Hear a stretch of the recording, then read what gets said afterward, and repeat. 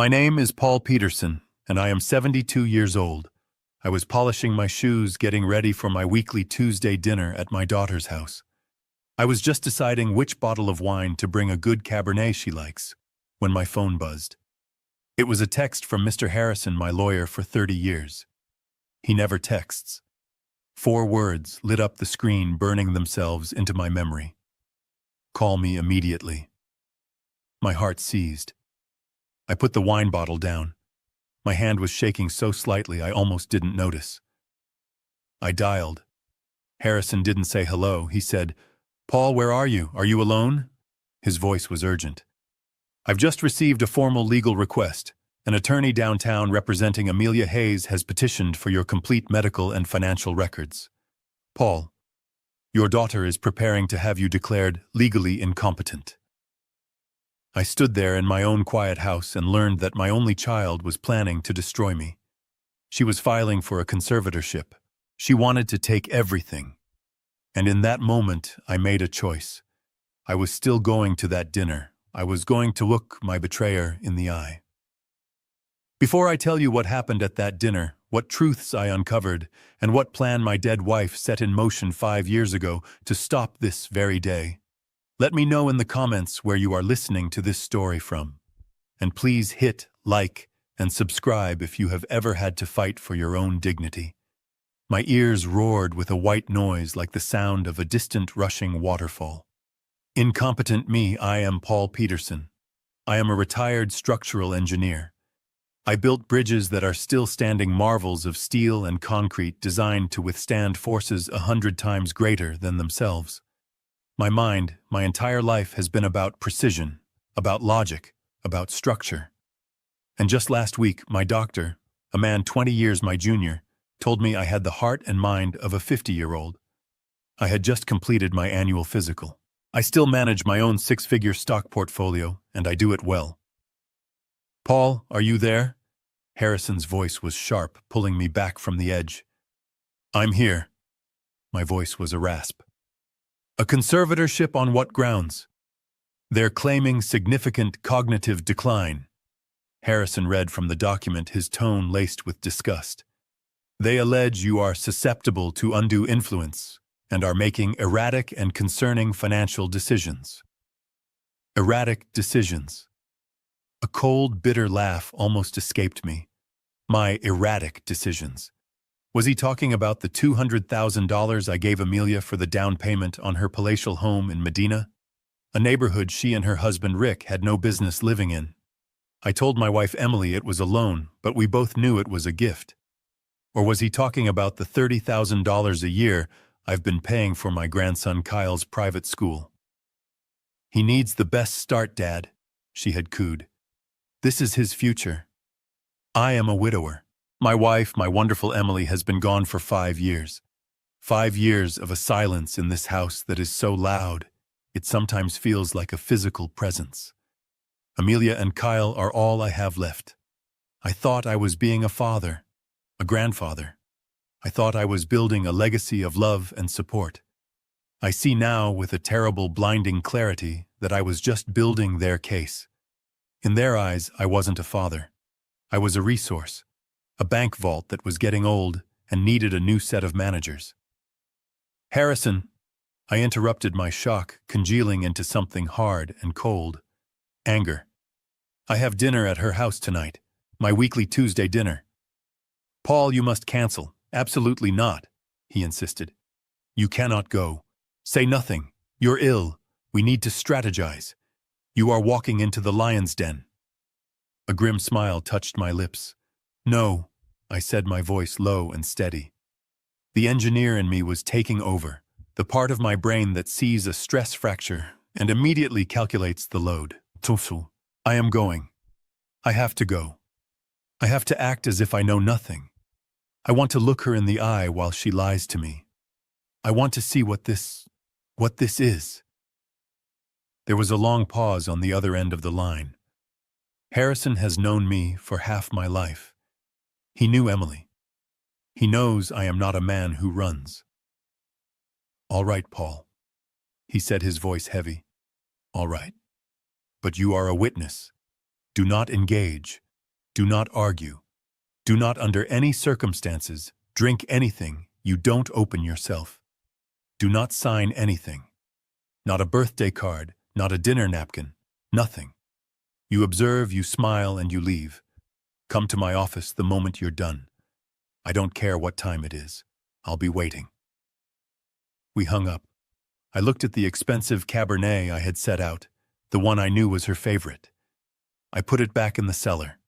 I went to the pantry and found a cheap bottle of red blend I'd been given at a neighborhood barbecue. If I was attending a performance, I wasn't going to waste the good props on the actors. I drove my car across the 520 bridge, a structure I had consulted on decades ago. The cold, dark waters of Lake Washington churned below. The Seattle rain had started a miserable, cold drizzle that blurred the city lights into a watercolor of smears. I thought about the foundations of that bridge, the steel pylons driven deep into the bedrock to hold against the wind and the water. I had built my family on what I thought was bedrock. Love. Sacrifice. Duty. I was discovering tonight that it was built on sand, and the tide was coming in. When I pulled into the sweeping circular driveway of Amelia's home, the house was blazing with lights. It was a $3 million monument to consumption, and I had paid for the front door. My son-in-law Rick opened it before I could even ring the bell. He has the perpetually damp handshake and insincere smile of a failed car salesman. "Paul, hey, you made it. We were starting to worry you forgot." "I never forget Rick," I said, handing him the cheap wine. "It's Tuesday, family night." He glanced at the label, a flicker of disappointment so fast I might have missed it if I wasn't looking. "Great. Amelia's in the kitchen, just putting the finishing touches on." I stepped inside. The foyer was 2 stories high with a chandelier that cost more than my first car. The floors were imported Italian marble floors I had helped pay for. The smell of roasted garlic and rosemary filled the air, but all I felt was a cold nausea. Amelia glided out of the kitchen, wiping her hands on an apron that looked like it had never seen a genuine food stain. She was 45, beautiful, and the spitting image of her mother. But where Emily's eyes were filled with warmth, Amelia's were bright, hard, and assessing, like a jeweler looking for flaws. "Dad," she chirped, coming over to hug me. I braced myself. The embrace was dry-practiced. It didn't have the warmth of a daughter. It had the calculation of a co-conspirator. It felt like she was measuring me. "You're here, how are you feeling?" "I'm fine, Amelia. Just fine," I said, forcing a smile. "Smells wonderful." The dinner was an agonizing, carefully staged play. Rick dominated the conversation, rambling about some new cryptocurrency venture he was exploring. This from a man who had bankrupted 2 businesses and whose only source of income was his wife's commissions and my checkbook. I just nodded, ate my food, and watched them. I watched the way Amelia would correct him with a sharp little glance.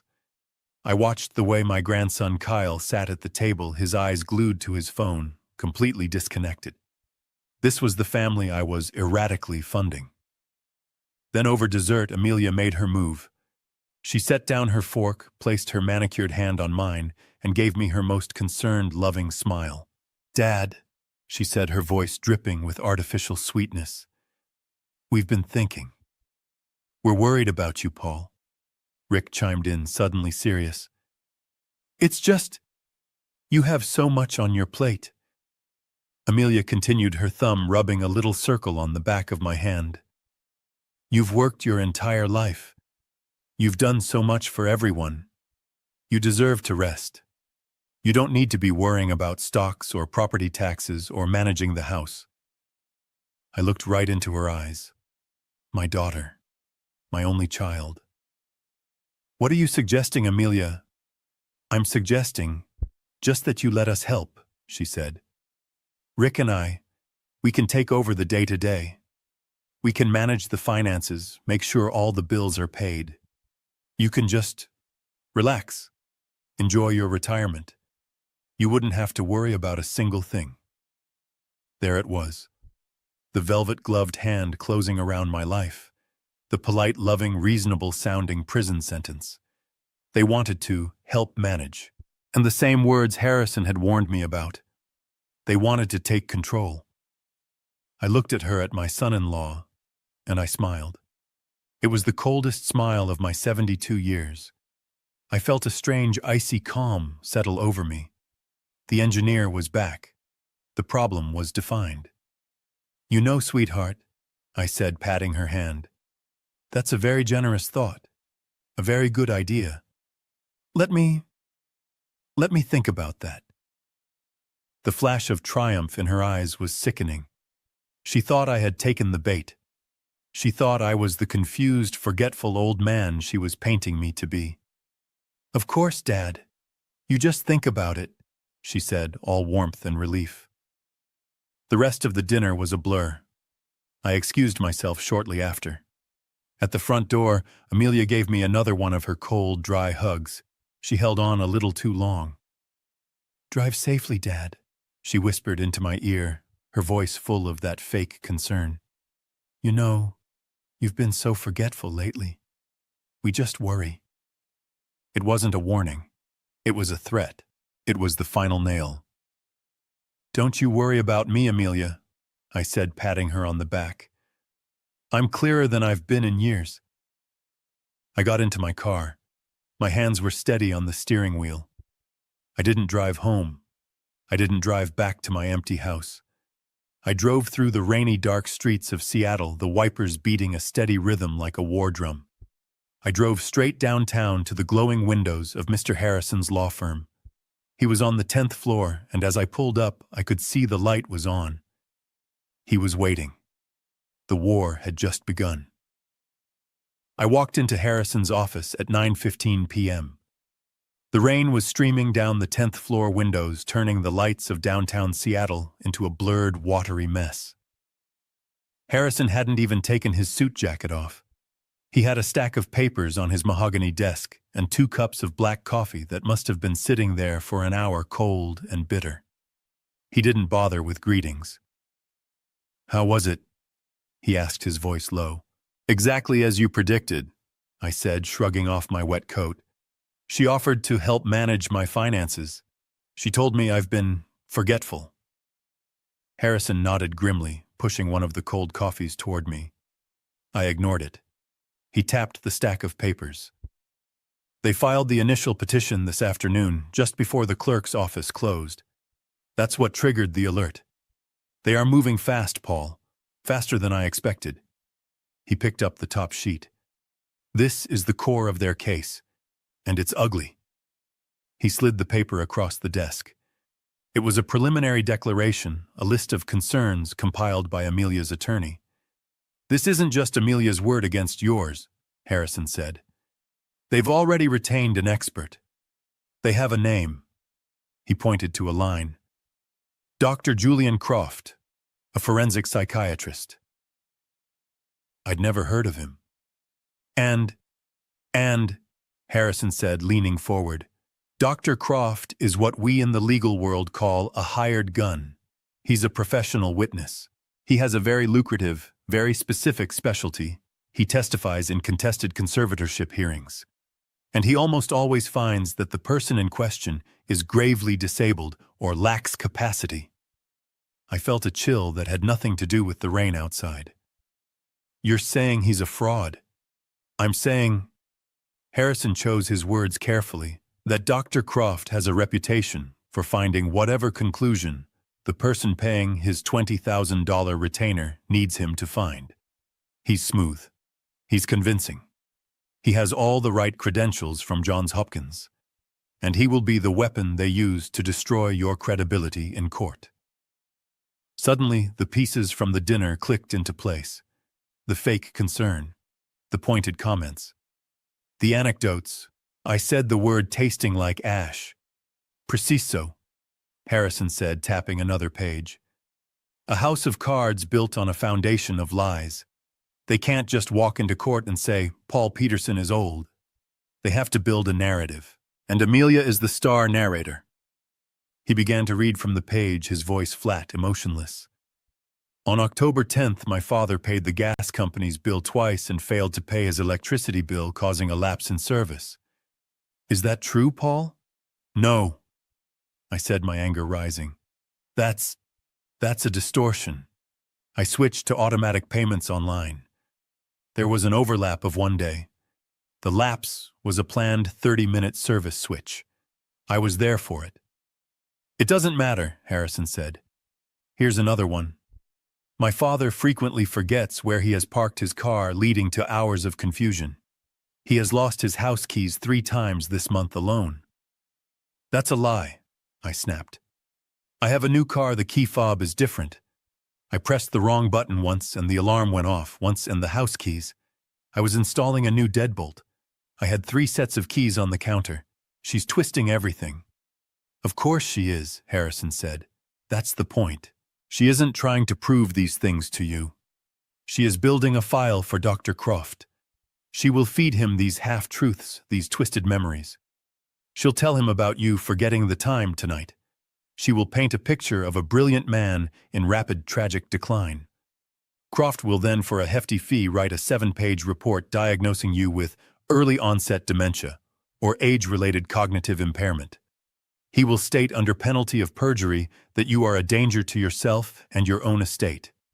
By the time we get in front of a judge, it's not Amelia's word against yours. It's your word against a board-certified expert from Johns Hopkins. I sat back, the mechanism of the attack now laid bare. It was a terrifyingly simple, elegant, and evil piece of engineering. They weren't just attacking my character. They were attacking the very foundation of my identity, my mind, my competence. I looked at Harrison. The old anger, the hot red, emotional anger was fading. It was being replaced by the cold, precise calculations of an engineer. When a structure is under attack, you don't curse the storm. You reinforce the load-bearing walls. You find the weak points in the attack. So, I said, my voice steady now, they have a hired gun, and they are feeding him ammunition. This Dr. Croft, he hasn't met me yet. No, Harrison said. That will be the next step. They will file a motion to compel you to submit to a psychiatric evaluation by him. Good, I said. Harrison raised an eyebrow. Good. Good, I repeated. Because we know his name, we know his game, and we know exactly what lies he's been told. He is expecting to meet a confused, forgetful old man. He is expecting the person Amelia described. He is not expecting me. So, I said, my voice quiet in the dim office. We know their strategy. We know they're expert. But I still don't understand the why. Harrison, this isn't just greed. This is monstrous. To do this to her own father. Why? Harrison leaned back in his leather chair, the springs groaning in protest. He steepled his fingers, looking at me over the top of them. Because, Paul, he said, you are confusing them with rational people. They are not. They are desperate, and desperate people do monstrous things. He swiveled his chair to his computer monitor and clicked his mouse a few times. I took the liberty of running a preliminary asset and debt check on Amelia and her husband Rick this afternoon, as soon as I got that petition. I've been your estate lawyer for 30 years, Paul. Your finances are tied to theirs in ways you helped set up. It wasn't hard to pull the thread. He turned the monitor so I could see it. It was a sea of red numbers and legal names. I thought you were just helping them, Harrison said. His voice flat. I didn't realize the extent of it. They're drowning, I whispered, seeing the figures. Drowning is a polite word for it, Harrison said. Harrison, they are at the bottom of the ocean. Let's start with the house in Medina. The one you put the $200,000 down payment on. They took out a second mortgage on it 8 months ago for $300,000. That money is gone. He clicked again. A list of creditors appeared. They have over $150,000 in high-interest credit card debt. American Express Visa, a few store cards from places I've never even heard of. They are servicing that debt by taking cash advances from other cards. It's a classic end-stage pyramid scheme. I felt sick. But Amelia, her commissions. She's one of the top real estate agents in Seattle. She was, Harrison corrected. The market has turned, Paul. High interest rates. Nobody is buying $3 million mansions right now. Her income has dropped by 70% in the last 6 months. But their spending, he gestured to the screen, has not. And then he pointed to the killing blow. But all of that is just the appetizer, Paul. This is the main course. He brought up a record of a wire transfer from their joint account, the one tied to the second mortgage. A single transfer. $500,000. What is that? That, Harrison said, is Rick's latest sure thing, a blockchain development startup. It was an unsecured private investment. He essentially gave $500,000 to a man he met at a golf tournament. The company declared bankruptcy 6 weeks later. The money is gone. Evaporated. $500,000. My money. Money from the house I helped them buy. So, you see, Paul, Harrison said, turning back to face me. This isn't about you being forgetful. This isn't about them worrying about you. This is about that. He tapped the screen. That $500,000 hole. The $150,000 credit card bill.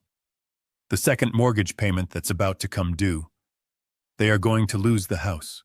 They are going to lose everything. They are on the brink of catastrophic, public, humiliating bankruptcy. He let the words hang in the air. And then there's you. He continued, his voice softening just a little.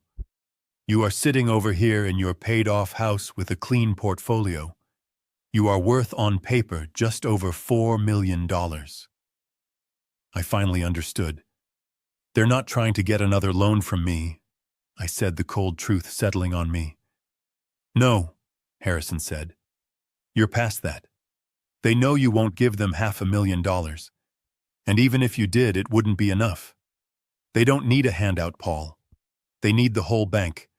They are aiming for your entire $4 million estate. The only way to get it, the only way to liquidate your assets to cover their catastrophic losses is to take control. And the only way to do that is to have you declared incompetent. It wasn't just a betrayal. It was a hostile takeover. My daughter wasn't just trying to get my money. She was trying to plug the gaping, hemorrhaging wound of her own failure with it. And she was willing to sacrifice my mind, my freedom, and my life to do it. I sat there in Harrison's office, the silence broken only by the hum of the city and the relentless rhythm of the rain against the glass. The hot red anger had passed. It left behind something cold, heavy, and infinitely more dangerous, my focus. I was an engineer. I understood structures, and the structure of my daughter's attack was flawed. It was built on a false premise. She assumed I was weak. She assumed I was unaware. All right, Harrison, I said, my voice cutting through the quiet. I leaned forward, my hands flat on the desk. They want to say I'm senile. They want to build a case based on anecdotes of my confusion. Harrison nodded, his expression grim. That's the playbook, Paul. Then we'll help them, I said. Harrison's eyebrows shot up. What are you talking about? We fight them. We show the judge your medicals, your financial. No, I interrupted, not unkindly. Not yet. You're thinking like a lawyer. You're thinking about defense. I'm thinking about offense. They are building a case, but I will be their star witness. They think I'm forgetful. Starting tomorrow, I'm going to be the most forgetful man in Seattle. A slow understanding dawned on Harrison's face. Paul, that's dangerous. You'd be playing right into their... I'd be setting a trap. I said, the plan forming in my mind with perfect logical clarity. Right now they are twisting real events, a key fob, an overlapping payment, but from now on I will manufacture the events. I will be in control of the narrative. Amelia wants a confused old man. I will give her one. I will accidentally call her and ask the same question twice in 1 hour. I will forget a lunch date we never made. I will misplace my keys and call her in a panic to ask if I left them at her house. I stood up and walked to the window, looking down at the wet streets 10 floors below. She is overconfident. Rick is greedy and stupid. They want to believe this is working. So we will make them believe it. We will let them get comfortable.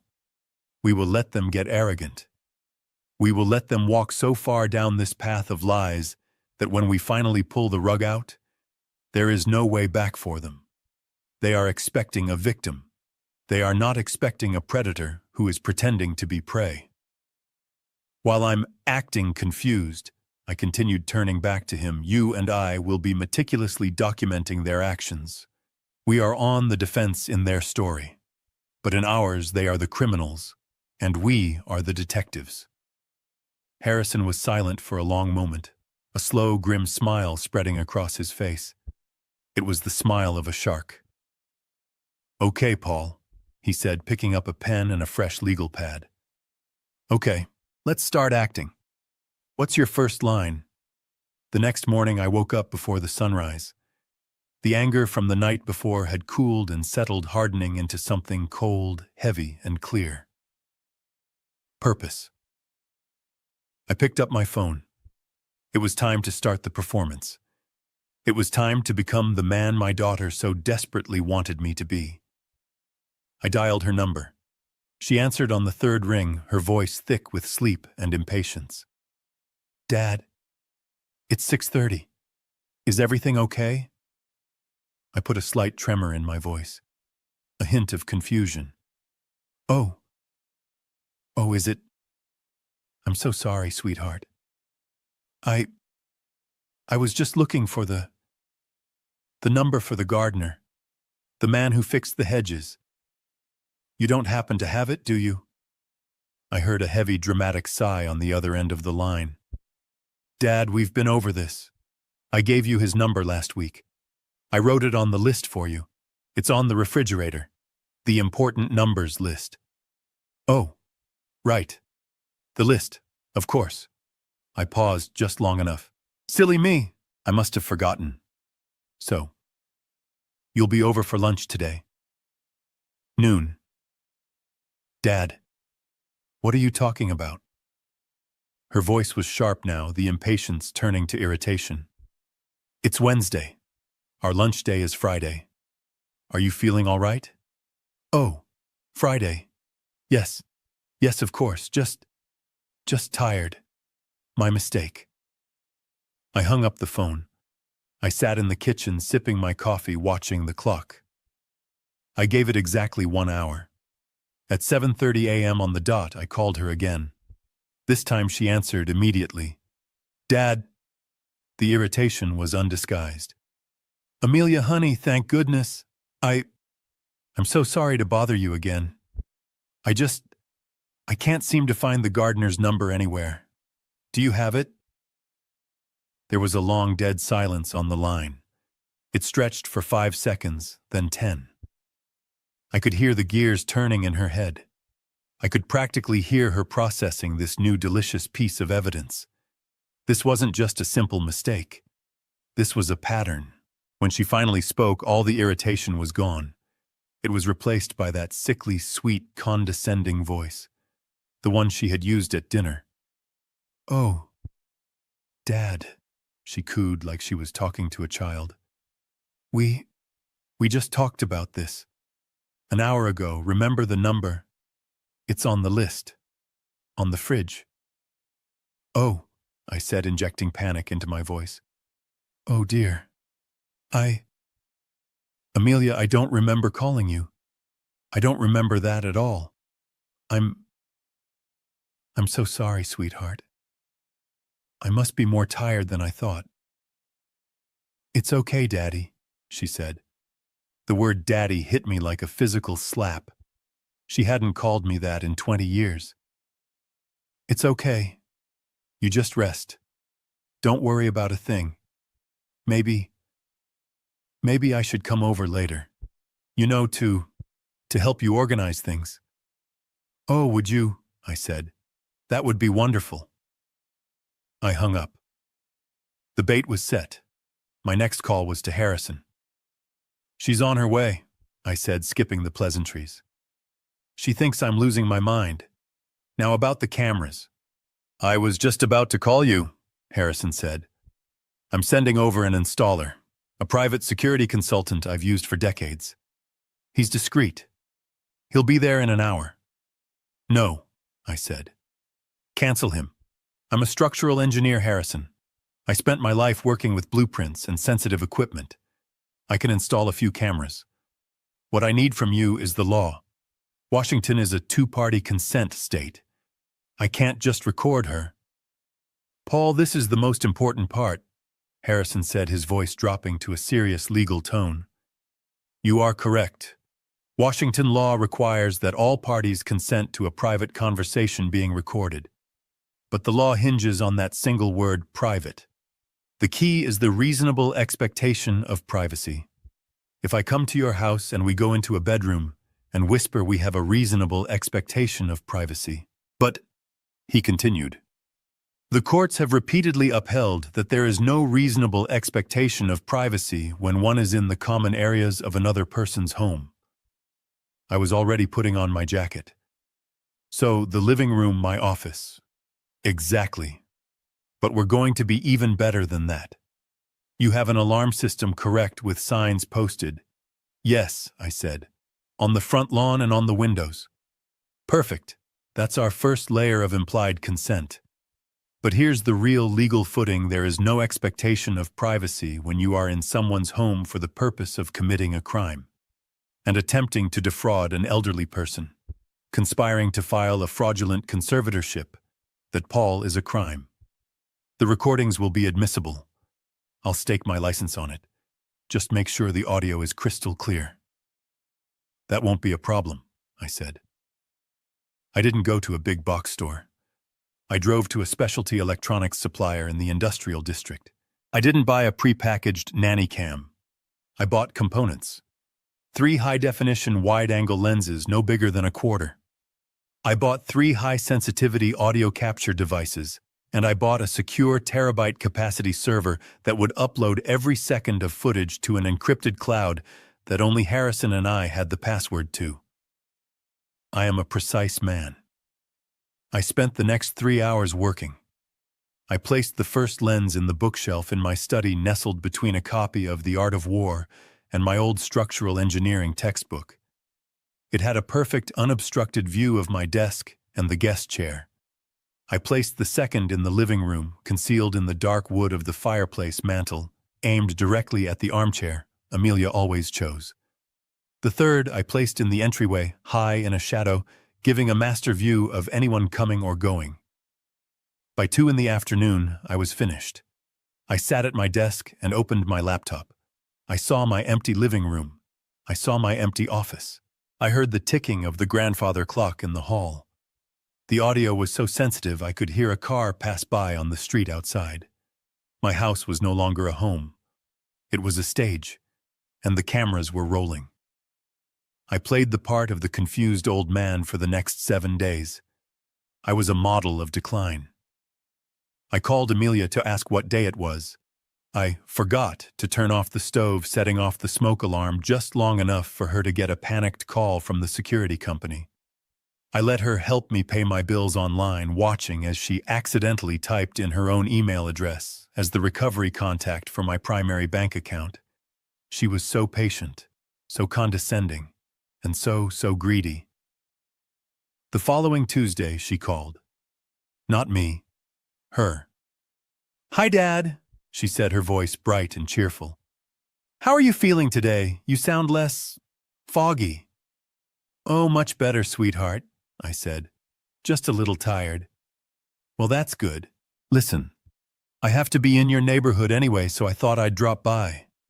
And I have those simple tax forms we talked about. The ones to let Rick and me help you manage things. Just to make the bills easier." My heart hammered in my chest. This was it.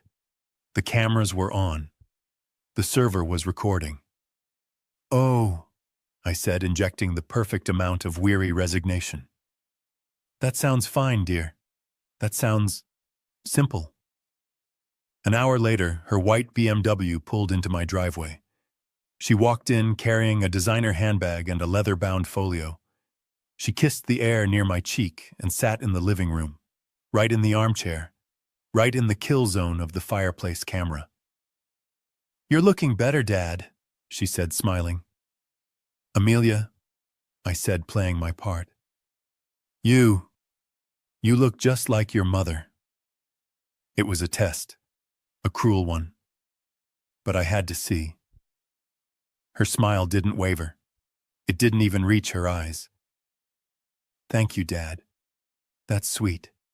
She unzipped the folio and pulled out a thick stack of papers held together by a binder clip. "Now," she said, in that same sickeningly sweet voice, "this is nothing to worry about. It's just some simple tax forms. Standard stuff. It just lets me and Rick talk to your accountant handle the bills. You know, simplify things." She placed the papers on the coffee table in front of me. The camera on the mantel had a perfect, high-definition view. "There are just a few places you need to sign," she said. She fanned the papers out, but kept them neatly stacked. She pointed to the last page. A yellow "Sign Here" sticker was affixed to the bottom. "Right here, Dad," she said. And as she said it, her left thumb, with its perfectly manicured red nail, pressed down firmly on the top of the page. It wasn't a casual placement. It was a deliberate, calculated move. Her thumb landed precisely on the title of the document. I squinted. "Oh my, so many legal words. What does that say up at the top?" Her smile tightened. "It's nothing, Dad. Just legal jargon. Authorization for taxpayer. It's standard." The lens in the fireplace was capturing every second. Her thumb covering the true title. Her blatant spoken lie. I picked up the pen. My hand shook just a little. I accidentally bumped the stack of papers as I reached for it, knocking them just enough. For one perfect, clear-as-day second, her thumb slipped, and the camera saw it. The bold, all-caps letters on the top of the page. Durable power of attorney. Amelia let out a sharp, irritated sigh. "Dad, please, be careful." She quickly, forcefully realigned the stack, her thumb slamming back down on the title. "Just sign. Right here." I took the pen, and with a shaky, confused hand I signed my name. It wasn't my true signature. It was the signature of the victim she wanted me to be. She snatched the paper back before the ink was even dry, a look of profound relief and triumph on her face. She thought she had it. She thought she had won. She gathered her things. "See, all done. So simple." She stood up, a conquering hero. "I'll take care of everything now, Dad. You don't have to worry about a thing." "Oh, thank you, Amelia," I said, looking up at her. "What would I do without you?" She smiled, kissed the air again, and left. I sat in my chair for a full minute after I heard her car pull away. Then I walked to my office, opened my laptop, and rewound the footage. I zoomed in, her face, her lies, her thumb, and the title. Durable power of attorney. I saved the file. I named it Exhibit A. Harrison was right. This wasn't just a betrayal. This was a crime. And I had just become the star witness for the prosecution. She thought she had the keys to the kingdom. After she left with the signed Durable Power of Attorney, a document she believed was a simple tax form, the house went quiet. But the game had just escalated. She had her proof of my cooperation. Now she needed the medical proof to back it up. The call came 4 days later. I had spent that time continuing my performance, letting my confusion ebb and flow. I was waiting for this exact call. "Hi, Dad," she said. Her voice was lighter, almost breezy, the sound of a predator that had just cornered its prey. "How are you feeling?" "Oh, Amelia," I said, letting a weary sigh carry through the phone. A bit tired, dear. These old bones. I know, Dad, and that's why I've been thinking. The practiced, concerned voice was back. You know I have a friend. A wonderful man, Dr. Croft. He's a specialist in senior health. He helps people, stay sharp and manage their energy. Dr. Croft, the hired gun. My heart beat a steady, cold rhythm. The cameras in my office were listening, recording my end of this conversation. A doctor, I said, injecting a note of suspicion. Amelia, my doctor says I'm fit as a fiddle. I don't need another doctor. Oh, no, Dad. She laughed, a light, airy sound that was completely false.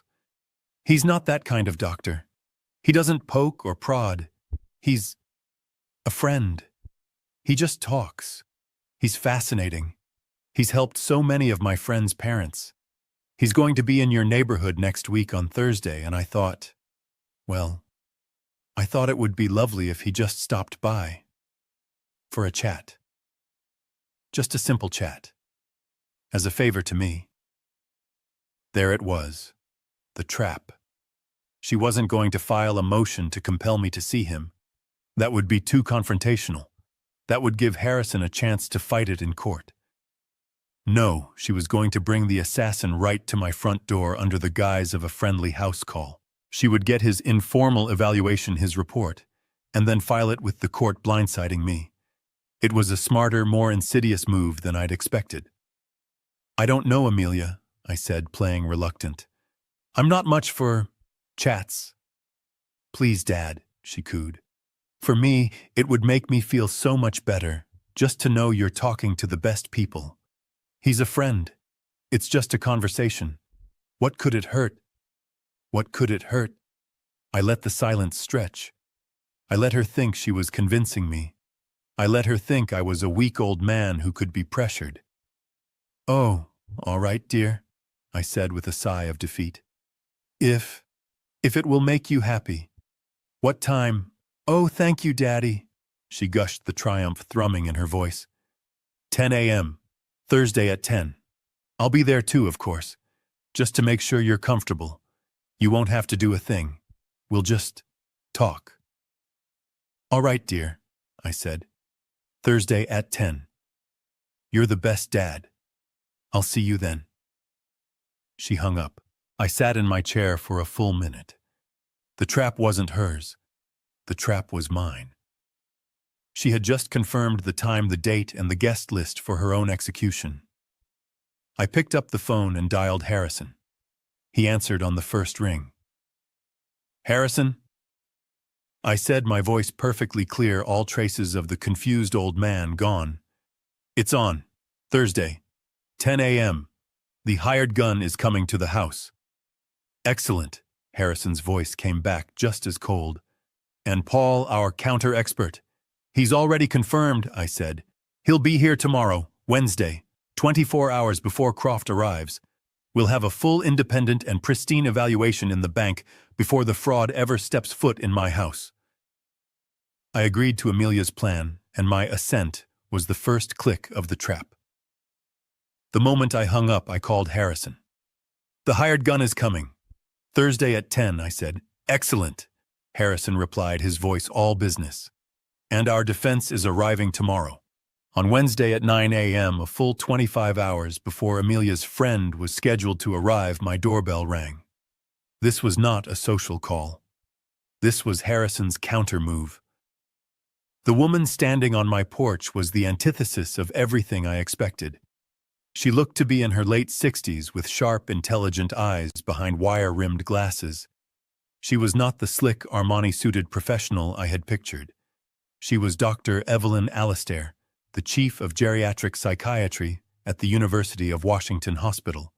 She was, as Harrison had put it, the most respected and most feared expert witness in the state. She didn't testify for money. She testified when she was outraged. Mr. Peterson, she said, her voice crisp as she stepped inside. Harrison had prepaid her consultation fee. She was here as a clinician, not a friend. I understand we have a limited time frame. Shall we begin in your study? For the next 3 hours, Dr. Allister put me through the most rigorous mental examination of my life. This was no friendly chat. This was a deep clinical dive. My cameras were rolling, but for a different reason now, to have a perfect record of this evaluation to contrast with the fraudulent one coming tomorrow. I am going to conduct a full assessment, she explained, pulling out a binder. This will include a mini mental state examination, or MMSE, a clock drawing test, and a series of verbal recall and abstract reasoning questions. I will be blunt, Mr. Peterson. My report will reflect exactly what I find. Is that clear? Perfectly, doctor, I said. I am an engineer. I respect data. She began. I'm going to give you 3 words. I want you to remember them. Apple, table, penny. We will come back to them. She asked me the date, the year, the season, the building we were in, the city, the state. Simple questions. Then, can you count backward from 100 by 7s? I did. 100, 93, 86, 79, 72, 65. I finished the sequence without pausing. She made a note. Now what were those 3 words I asked you to remember? Apple, table, penny. I answered immediately. She moved on. She showed me a picture of a complex geometric shape and asked me to replicate it on a blank piece of paper. I am a man who spent his life with blueprints. I drew it perfectly to scale, even noting the angles of the vertices. She looked at my drawing for a long moment. You're an engineer, I'm told. Structural, I confirmed. I designed the supports for the West Seattle Bridge expansion. And you manage your own finances? I do. My portfolio is up 9% year over year, which is 4 points above the S&P 500. I rebalanced my tech holdings in January, moving a significant portion into bonds and utilities. Dr. Allister jotted notes, her face impassive. And your hobbies? I build models. I just finished a 1/12 scale replica of my childhood home. All hardwood, ash and maple. It required over 2,000 individual pieces. She looked up from her notes. Mr. Peterson, are you currently under any unusual stress? I met her gaze. Doctor, my daughter is attempting to have me declared legally incompetent so she can steal my $4 million estate to pay for her husband's $500,000 gambling debts. Is that what you mean by unusual? A small, thin smile touched her lips. Yes, that would qualify. She pulled out a fresh sheet. This is the MMSE, she said. It's a 30-point scale. Anything above 24 is considered normal cognitive function. She administered the test. The questions were almost insultingly simple. What is this A watch? What is this A pen? Repeat after me, no ifs, ands, or buts. When she was finished, she tallied the score at the bottom of the page. She clicked her pen, then signed her name and dated it. She looked at me, and for the first time her professional demeanor softened. Mr. Peterson, in my 20 years of practice I have rarely if ever seen this. She turned the paper around for me to see. Your score on the mini mental state examination is 30 out of 30. A perfect score. Your abstract reasoning is in the 99th percentile. Your verbal recall is flawless. She began packing her briefcase. I will have a full 13-page notarized report on Mr. Harrison's desk by 4 p.m. today. It will state unequivocally that you are not only competent, but possess a cognitive function significantly sharper than most men half your age. It will also note, she added, standing up, that you are under extreme duress from a clear and present familial financial threat. She handed me her card. Dr. Croft is a charlatan, she said, her voice suddenly cold. I know his work. If he dares to present a contrary finding in court, I will personally be there to see him stripped of his credentials. Have a good day, Mr. Peterson. I stood at my window and watched her get into a modest, sensible car and drive away. It was 9:58 a.m. on Wednesday. Tomorrow the hired gun was walking into a buzzsaw. I had a baseline. I had the truth notarized, dated, and signed by the most unimpeachable source in the state. The trap was no longer just set. It was armed. At 9:58 a.m. on Thursday, the doorbell rang. I watched on the monitor in my study as my daughter Amelia stood on my porch. She was smiling, but her eyes were darting around, checking the street. Beside her stood a man in an impeccably tailored, absurdly expensive-looking suit. He was tall, silver-haired, with a deep tan and a smile that was all teeth. He looked more like a game show host than a doctor. This had to be Dr. Julian Croft, the hired gun. Amelia used her own key to open the door. The camera in the entryway captured her not knocking. She just walked in. "Dad," she called out, her voice echoing in the hall. "We're here." I came out of my study, walking slowly, intentionally. I was no longer the confused old man. Today, I was the aggrieved old man. The cameras in the living room and the study were rolling, capturing everything, especially the crystal-clear audio. "Amelia," I said, my voice flat. I nodded at the man. "This must be your friend." "This is Dr. Croft," she gushed. "Doctor, this is my father, Paul." Croft stepped forward and offered his hand. It was soft manicured and his grip was weak. "Mr. Peterson," he said, his voice a smooth, practiced baritone. "A genuine pleasure. Thank you for welcoming me into your beautiful home." "He's just here for a chat, Dad," Amelia said, guiding him toward the living room, right toward the armchair. "Just a conversation." They sat. I sat opposite them on the sofa. The camera on the mantel had a perfect view of all three of us.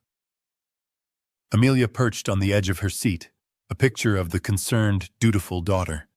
Croft crossed his legs, pulled a small leather-bound notebook from his jacket, and smiled. "So, Paul," he began, his tone condescendingly warm. "Amelia tells me you're a retired engineer. That's fascinating. You must have built some incredible things." "I built things that stand up to pressure, Doctor," I said. "Wonderful." He made a small note. "Amelia also mentioned you've been feeling a bit overwhelmed lately. A bit, shall we say, confused. The first loaded, leading, gaslighting question." I looked at him, and I did not smile. "Doctor," I said, my voice cold and precise, "I do not feel confused. I feel angry." Croft's smile didn't waver, but his eyes sharpened. "Angry? What are you angry about, Paul?" "I am angry about betrayal. I am angry about ingratitude." I leaned forward just an inch. "To answer your original question, I am never confused. The only time I feel a flicker of confusion is when I am forced to deal with blatant, naked treachery. Does that answer your question?" Out of the corner of my eye, I saw Amelia's face tighten. This wasn't the foggy old man she was expecting. Croft just chuckled as if I'd told a charming joke. "A fiery spirit, I like that." He made another note. "Let's try something simpler, just to get a baseline. What day is it today, Paul?" I stared at him. "It is Thursday, October 12th. The time is 10:14 a.m. You were 10 minutes late for the 10 o'clock appointment my daughter scheduled without my consent. You are currently in my home in Seattle, Washington. Would you like the zip code as well?" The smile on Croft's face twitched. He looked at Amelia. Amelia jumped in just as I knew she would. "See, Doctor?" she said, her voice full of false tears. "This is what I mean. He's so agitated, so aggressive. He was never like this. He's paranoid. He thinks everyone is late. He thinks everyone is plotting." Croft nodded sagely at her, then turned back to me. "No one is plotting, Paul," he said, his voice like a tranquilizer. "We are here to help. Your family is worried about you. Do you often feel that your family is against you?" This was the moment. The backstory drip. I let out a long, slow breath. I looked away from him toward the fireplace where a picture of my late wife, Emily, sat. My wife, Emily. I started letting my voice crack just a little. Before she died, she told me something. We were arguing. About Amelia. I was giving her money. For the house, for everything. And Emily told me to stop. She said, "Paul, you have to see it. Amelia loves your money more than she loves you." I turned back to Croft. His face was a mask of clinical interest. I was furious. I said the memory of that fight very real. I told her she was wrong. I told her not to ever say that about our daughter. I yelled at her. It was one of the last real conversations we ever had. And I yelled. I let the silence sit for a moment. "And now," I said, looking right into Dr. Croft's soul, "now I find myself in a chat with a stranger in my own home, a man my daughter hired, to see if I'm confused enough to be put away. So you ask me if I feel my family is against me? No. I feel that my wife was a very, very smart woman, and I should have listened to her." I watched Croft write in his little book. I knew exactly what he was writing. Delusions of persecution, fixation on family, paranoid ideation, agitation. He was getting everything he was paid for. He closed his notebook. "Paul, thank you for being so candid. I'm going to ask you to do one simple thing for me. A little brain teaser. It's something we do with all our clients.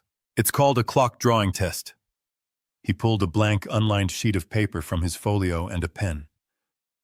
"I'd like you to draw a clock face for me. Put in all the numbers.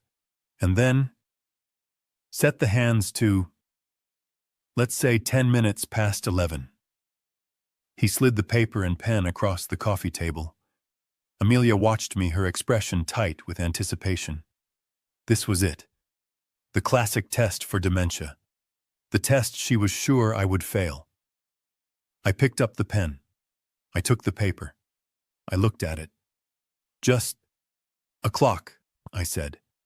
"Any clock you like, Paul," Croft said, smiling. "All right," I said. "I am an engineer. I am a man who builds things. I didn't just draw a clock. I took the small leather-bound notebook he had left on the table. I placed it on the paper and used its perfect 90-degree corner as a straight edge. I drew a perfect XY axis in the center of the page. Then I took a small coaster from the side table. I placed its center on my axis and drew a perfect, sharp circle. "Dad, what are you?" Amelia started. "Shh," Croft said, holding up a hand, his eyes wide, fascinated. I placed the 12 at the top, the 6 at the bottom, the 3 and the 9 on the horizontal axis. Then, with the precision of a draftsman, I filled in the other numbers using the cross lines to ensure they were perfectly spaced, perfectly symmetrical. "He asked for 10 past 11, I murmured to myself. I drew the minute hand long and sharp, pointing precisely at the 2, and I drew the hour hand shorter, thicker, and not pointing at the 11, but exactly 1/6 of the way past the 11 on its way to the 12. I added the small second hand, and then I couldn't help myself. It was a final cold flourish. I started to draw inside the clock. "Mr. Peterson," Croft asked, leaning forward. I drew the mainspring. I drew the escape wheel. I drew the pallet fork. I drew a perfect schematic diagram of the clock's internal escapement mechanism. I put the pen down. I slid the paper back across the table. There was a long, long silence. Amelia was staring at the drawing, her mouth slightly open, a look of profound confusion on her face. Croft just stared at it. He had been expecting the shaky, disorganized, number-jumbled drawing of a dementia patient. He got a blueprint. He cleared his throat. He looked up, his professional smile was gone. It was replaced by a tight, thin-lipped expression of annoyance. This wasn't in the script. "Well," he said, forcing a chuckle, that is certainly the most thorough and clock I have ever seen." He quickly folded the paper and put it in his jacket. He stood up. "Thank you for your time, Paul. This has been illuminating." "Doctor, he's always been obsessive," Amelia said, scrambling to her feet, trying to salvage the narrative. "See, he gets stuck on details. It's not normal." "Yes," Croft said, grabbing his things. "I have everything I need." He was out the door in less than 30 seconds. Amelia followed him, throwing one last venomous look back at me. A look that said, "You think you're smart, old man, you just wait." The door slammed. I sat in the silence of my living room. I walked to my study, opened the laptop, and stopped the recording. I saved the 2-hour file. I named it Exhibit B. Dr. Croft, the hired gun, had just performed his evaluation. He was going to write a report. He was going to say I was agitated, paranoid, and obsessive-compulsive. But I had something he didn't. I had the truth. I had Dr. Allister's perfect 30-30 score.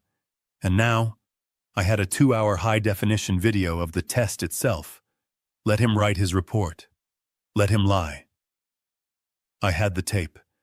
And that tape would be his undoing. Croft leaned in his face, a mask of false empathy. He had been asking questions for 20 minutes, trying to find a crack. He had asked about my sleep, my diet, my moods, and now he went for the kill. "No one is plotting, Paul," he said, his voice a smooth, syrupy lie. "We are here to help. Your family is worried about you. Do you often feel that your family is against you?" There it was. The question he was paid to ask. The diagnosis he was hired to find: paranoia. I let the silence hang in the air. I looked away from him toward the fireplace.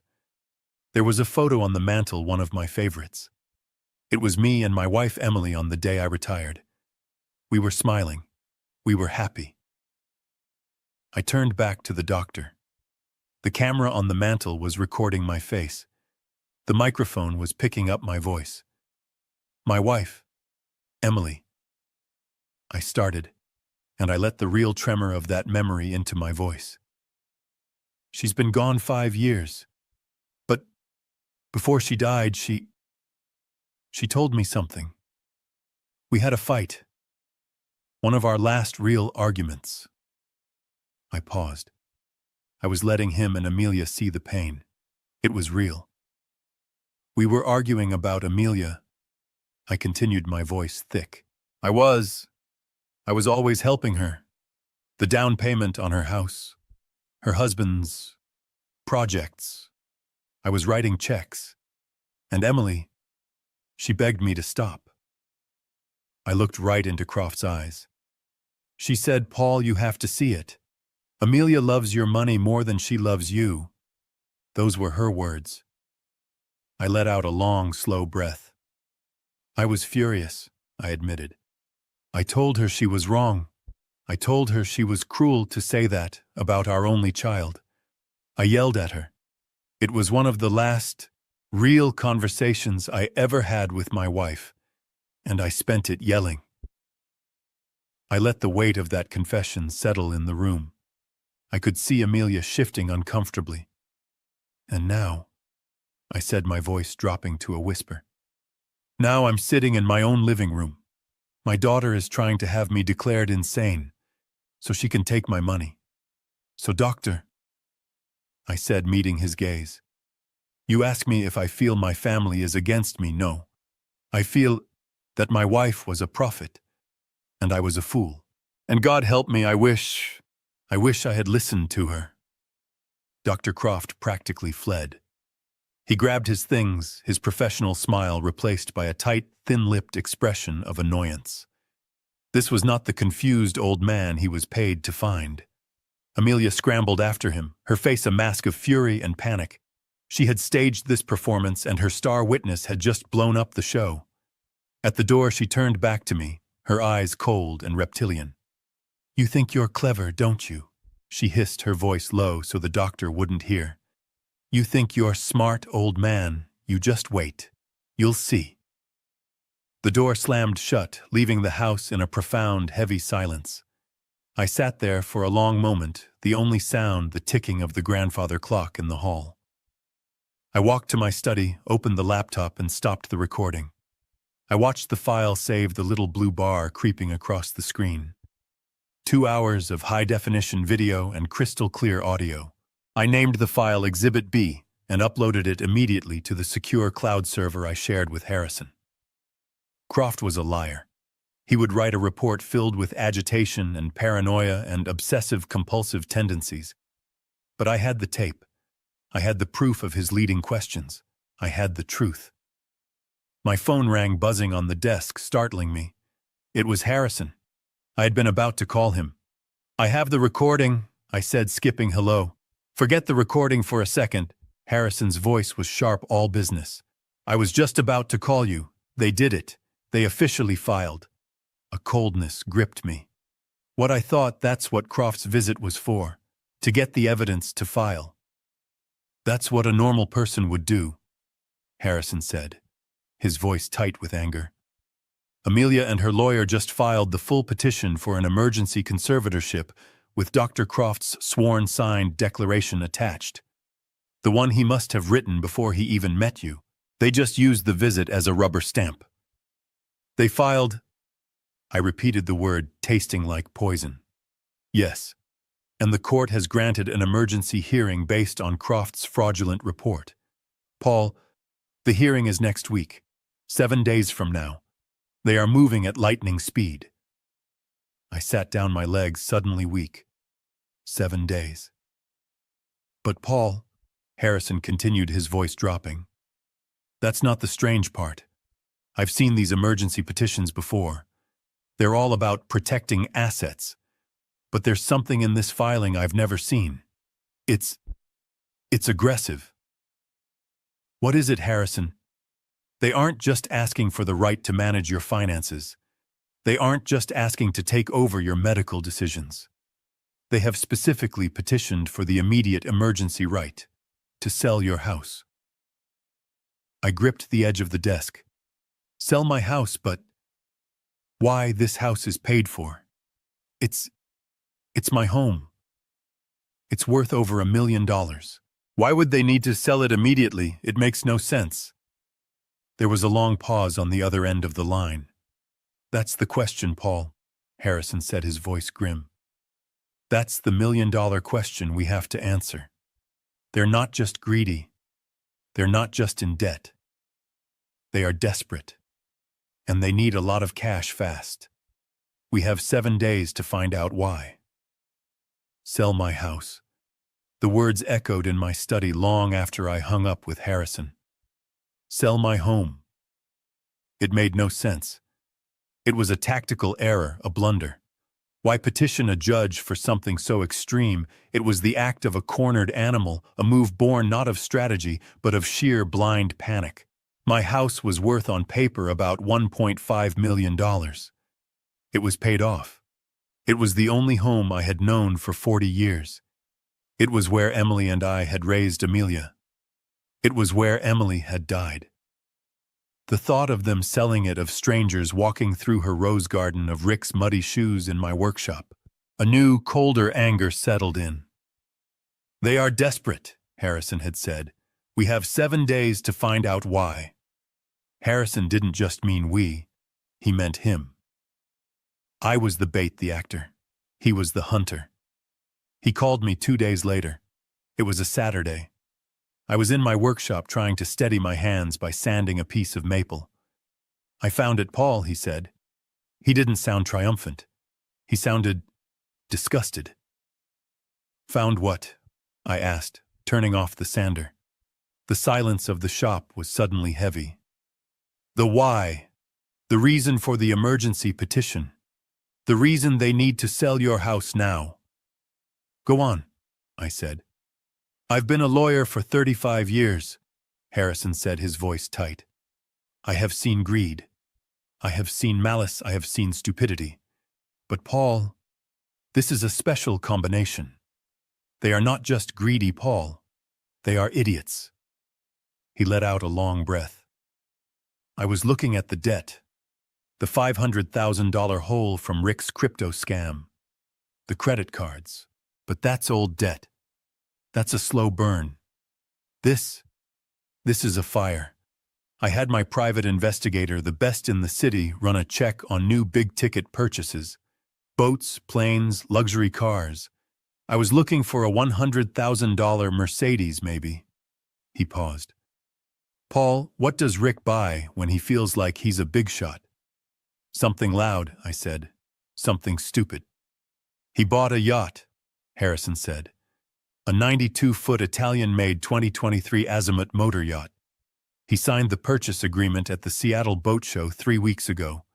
He's been bragging to the broker that he's coming into a large inheritance. I sank onto my workbench, the smell of sawdust and wood glue suddenly making me sick. A yacht. Not just a yacht. He paid a $200,000 non-refundable deposit 3 weeks ago. I'll bet my license it was the last of the money from your second mortgage. My God. That's not the why, Paul.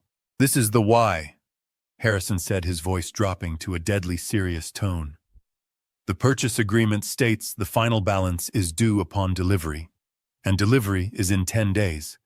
The final balance, Paul, is $1.5 million. The workshop spun. The numbers clicked into place in my engineering brain with a sickening, perfect logic. 1.5 million, I whispered. Exactly, Harrison said. The exact lowball quick sale value of your home. If Rick defaults on that payment, he doesn't just lose the boat. He forfeits the $200,000 deposit. It's gone. Vanished. Another catastrophic, unexplainable loss he can't hide from Amelia.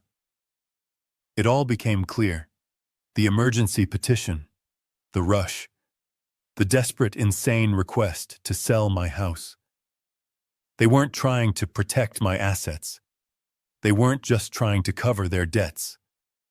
They're trying to liquidate my home, I said, my voice shaking with a rage so cold it burned. To pay for a toy. That's it, Harrison said. They are not trying to get your money. They have already spent your money. They are just trying to cover the check. They have 10 days before the check bounces. The court hearing is in 5. I stood up.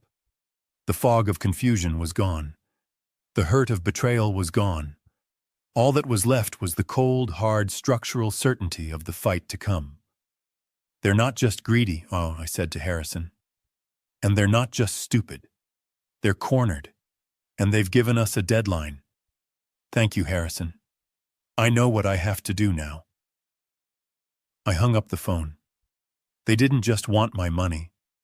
They were trying to trade my life's work, my memories, my wife's home, for a boat. This was no longer just a legal fight. This was an extermination. I spent the next 48 hours in a state of controlled, focused rage. The hearing was in 5 days.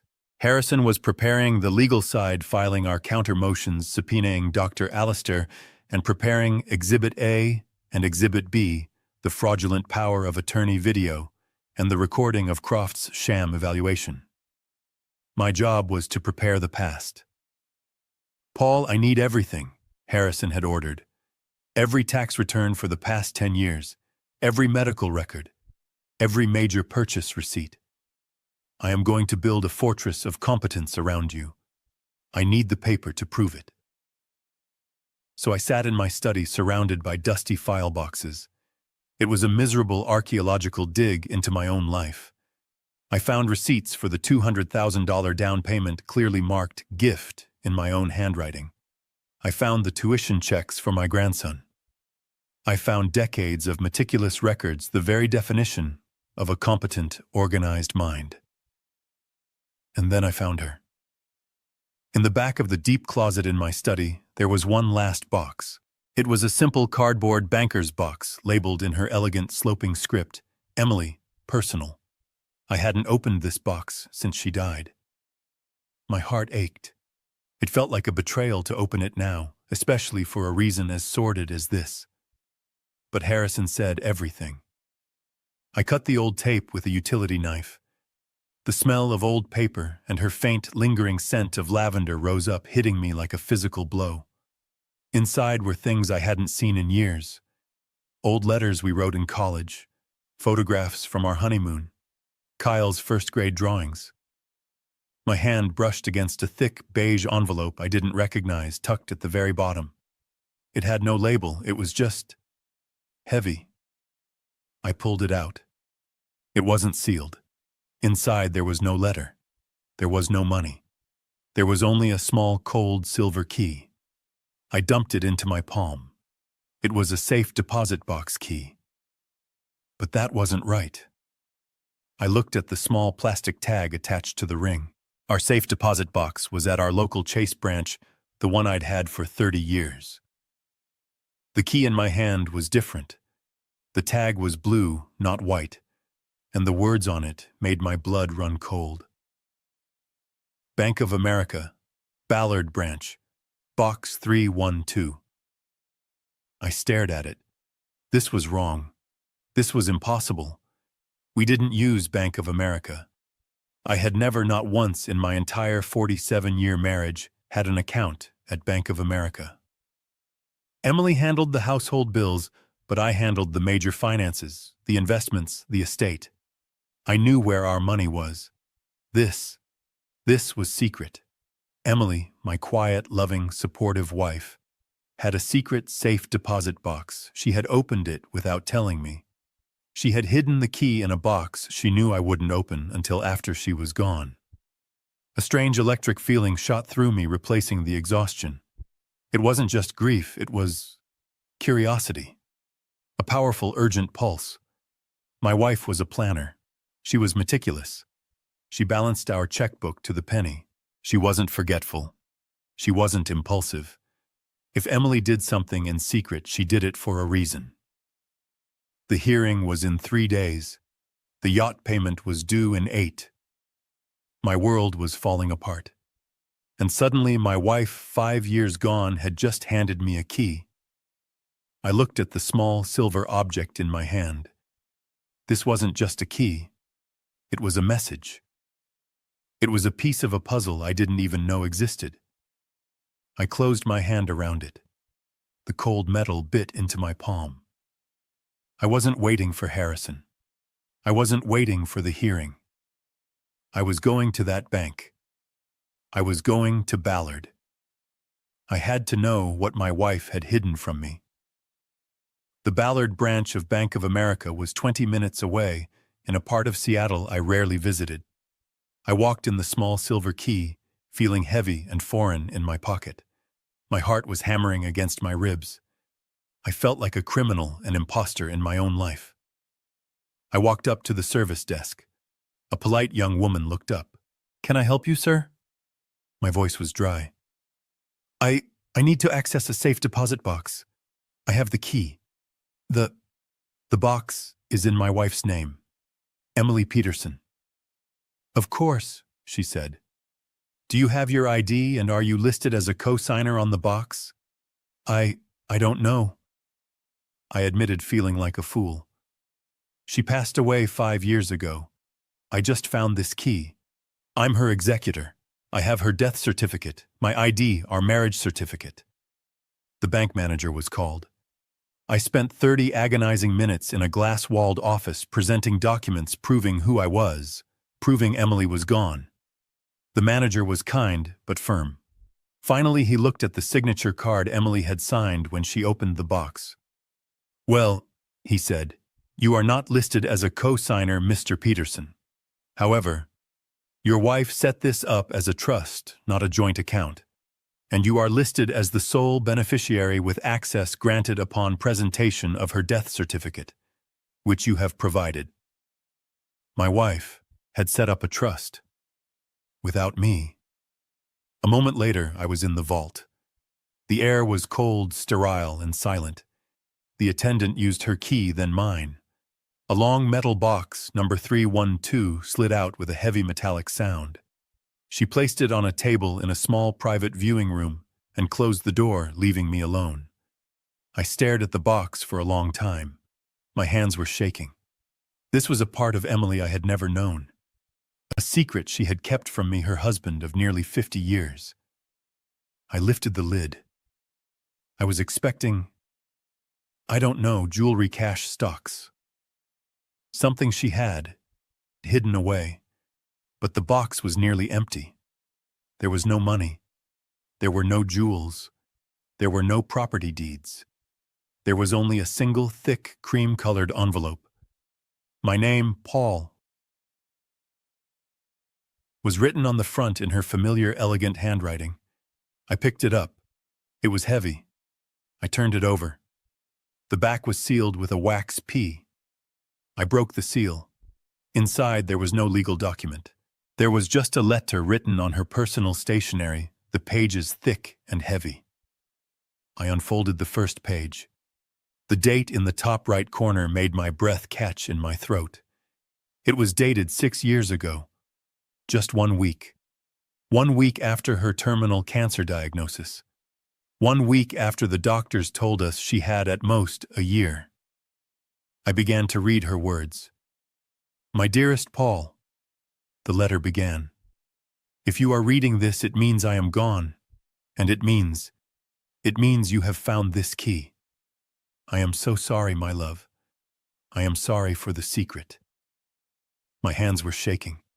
I sat in that sterile, silent bank vault room and unfolded the thick pages. The date. The date was 6 years ago. It was the week. The exact week. The oncologist had sat us down in his office and told us the cancer had spread, that it was terminal. A year, he'd said. I began to read her familiar, perfect handwriting swimming before my eyes. My dearest Paul, the letter began. If you are reading this, it means I am gone. And it means you have found this key. I am so sorry, my love. I am so sorry for this secret. A wave of dizziness hit me. A secret. From Emily, in 47 years of marriage, we never had secrets. I lived my life by her honesty. I am writing this. I read on my voice a dry whisper in the week after the diagnosis, a week where I have felt nothing but terror. But I am an accountant's daughter, Paul, and you are an engineer. We are planners, and I have realized with a terrible cold clarity that I have to plan for 2 deaths. The death of my body from this disease, and the potential death of our family from a disease I've seen for years. Greed. I stopped.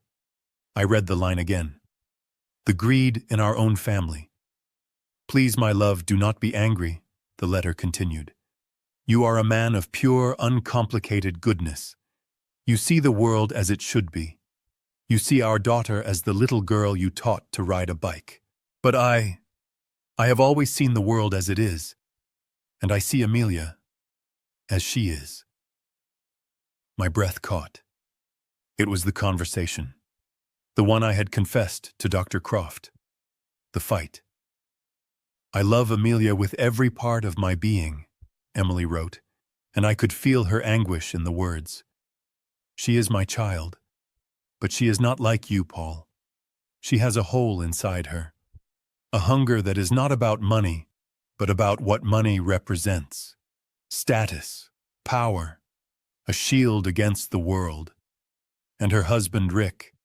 He is a fool, but he is a gasoline fool, and she is a lit match. And you, my love, you are the house we built. I put the letter down on the metal table, my hand covering my mouth. I felt sick. She had seen it. She had seen it all years before I did. I knew. I picked the letter back up. I knew that when I was gone, you would be vulnerable. Your goodness, your love for her, your grief. They would be the weapons she would use against you. She would see your generosity as weakness. She would see your inheritance not as a gift to be cherished, but as a fund to be drained. She would, in the name of helping, you dismantle everything we built together. Helping. The word, her word, the same one Amelia had used, leaped off the page. That fight we had, I read on my vision blurring. The one you will remember, where I told you she loved your money, and you yelled at me. My heart broke that day, Paul. Not because you yelled, but because I realized you couldn't see. You were willfully blind, and I knew in that moment I would have to do this alone. I would have to betray your trust just once in order to save you for all time. So I have done something drastic, something, I hope, permanent. I have taken steps. I have built a fortress. I have done it without your name, without your knowledge, precisely so that when this day came and I prayed to God it never would, you could stand in a courtroom and say, I knew nothing. Then you would be in the eyes of the law truly and completely innocent. I have done this to protect you, Paul, to save you from our own child. She cannot touch you, my love. She cannot touch our home. She cannot touch our life's work. I have seen to it. I am so tired, and I am so scared, but not of dying. I am scared of what she will do when she finds out, but I am more scared of what she will do to you if I do nothing. Do not be angry with me for this secret. Be free. I did this so you could live your life in peace, in our home, without fear. This was my final act of love. Not for her, but for you. I love you more than my life. I love you more than the life I am about to lose. Now, look at the other document in this envelope. I looked. I thought the letter was all, but my trembling fingers felt another thick, folded set of papers behind it. It wasn't a letter. It was a legal document, and the title on the top of the first page, it made my heart stop completely. My fingers were numb. I felt dizzy, disoriented, as if the cold, sterile walls of the bank vault were closing in. Look at the other document, she had written. Behind the letter, just as she'd said, was another thicker multi-page document. It was folded in three. It wasn't stationery. It was thick legal bond paper. I unfolded it. My eyes skipped over the jargon, the whereas and hereinafter, and landed on the title centered at the top in bold black terrifying letters. Declaration of Trust for the Peterson family. Irrevocable trust I didn't understand. A trust I was the executor of our estate. Our estate was simple. A joint checking account, a brokerage account. This house. Harrison and I had reviewed it just a few months ago. This thing was not part of it. I dropped my eyes back to Emily's letter, my hands shaking so badly I could barely read. My love, she had continued on the last page, that document you are holding is our salvation, and it was the hardest thing I have ever done. The week after my diagnosis, I told you I was going to visit my sister in Portland.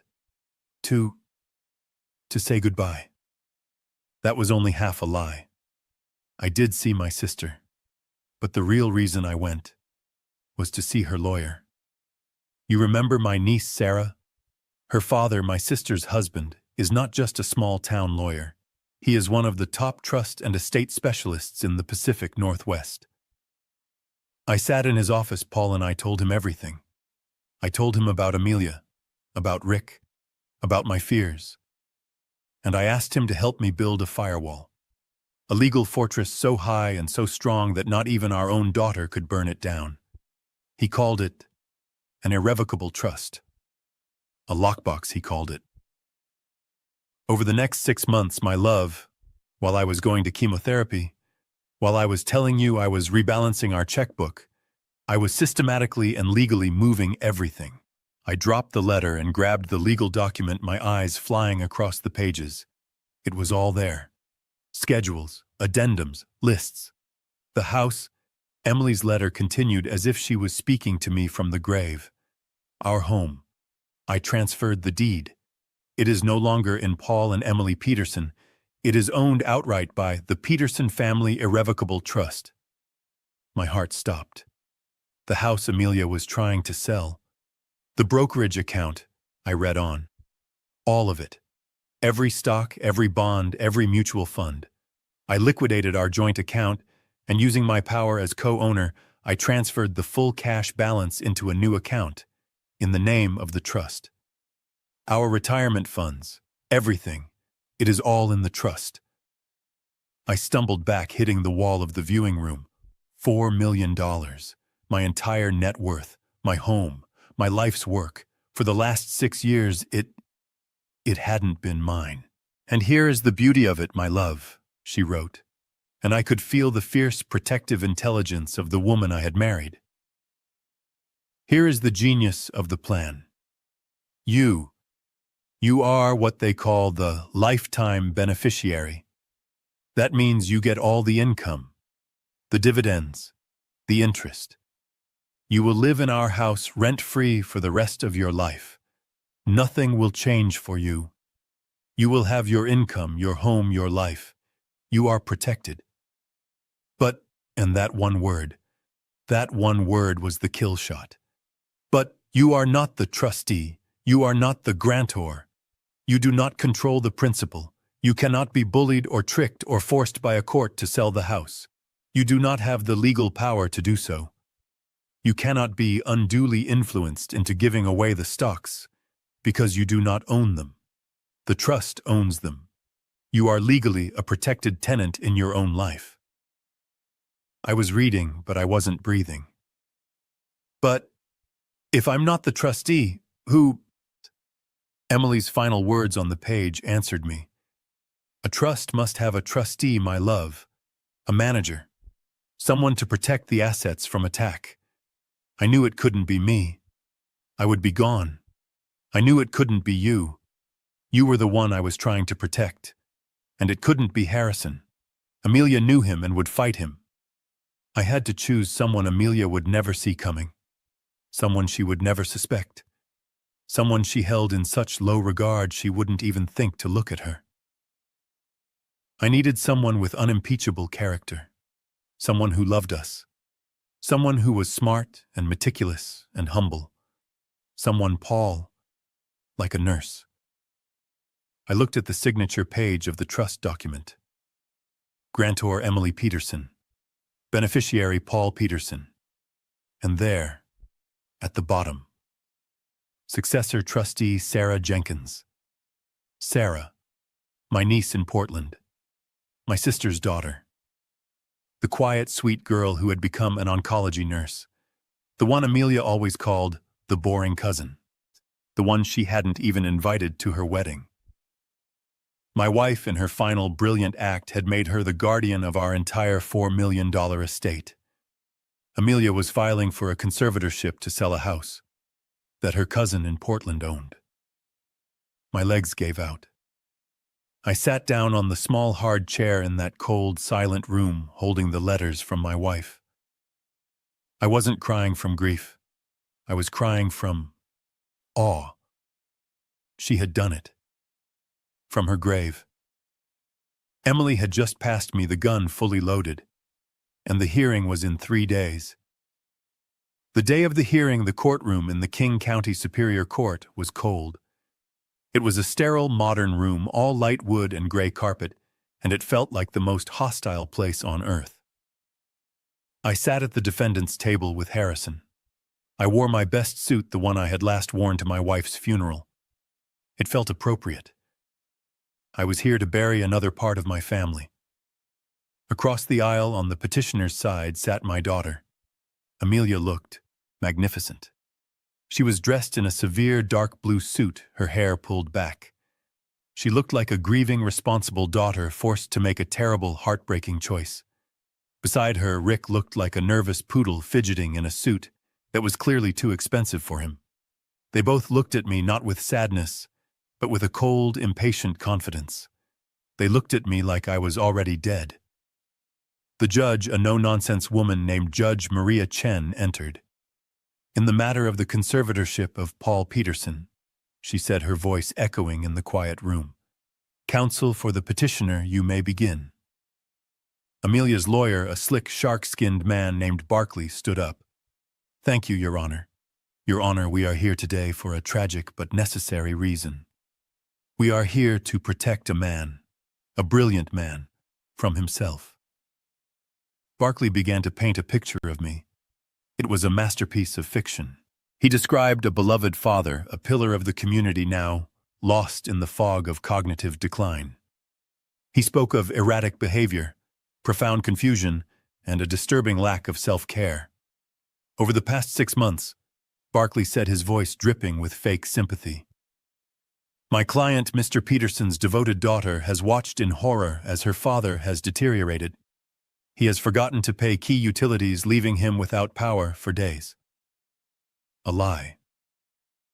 He has become dangerously forgetful, setting off his own smoke alarms after leaving the stove on. A lie. He gets lost in his own neighborhood. He loses his keys, his wallet. He calls his daughter 10-15 times a day, asking the same questions with no memory of the previous calls. I sat still, my hands clasped on the table. I looked at the judge. She was taking notes, her face a mask of neutrality. This was working.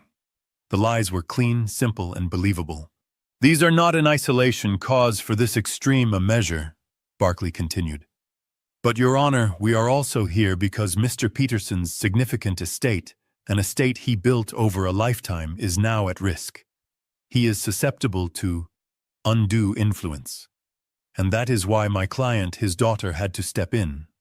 She had no choice. We have provided in our petition a sworn declaration from one of the most respected forensic psychiatrists in the country. Your Honor, the petitioner calls Dr. Julian Croft to the stand. Croft walked in, all silver hair and expensive tailoring. He was sworn in. He sat down, looked at the judge, and smiled his warm, professional, $10,000 smile. Barkley began.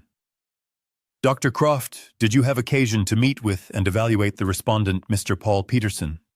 I did, Croft said, his baritone voice filling the room. I met with Mr. Peterson at his home at his daughter's request. We had a long conversation. And in your expert professional opinion, what did you find? I found a man in a state of tragic and quite rapid decline, Croft said, shaking his head sadly.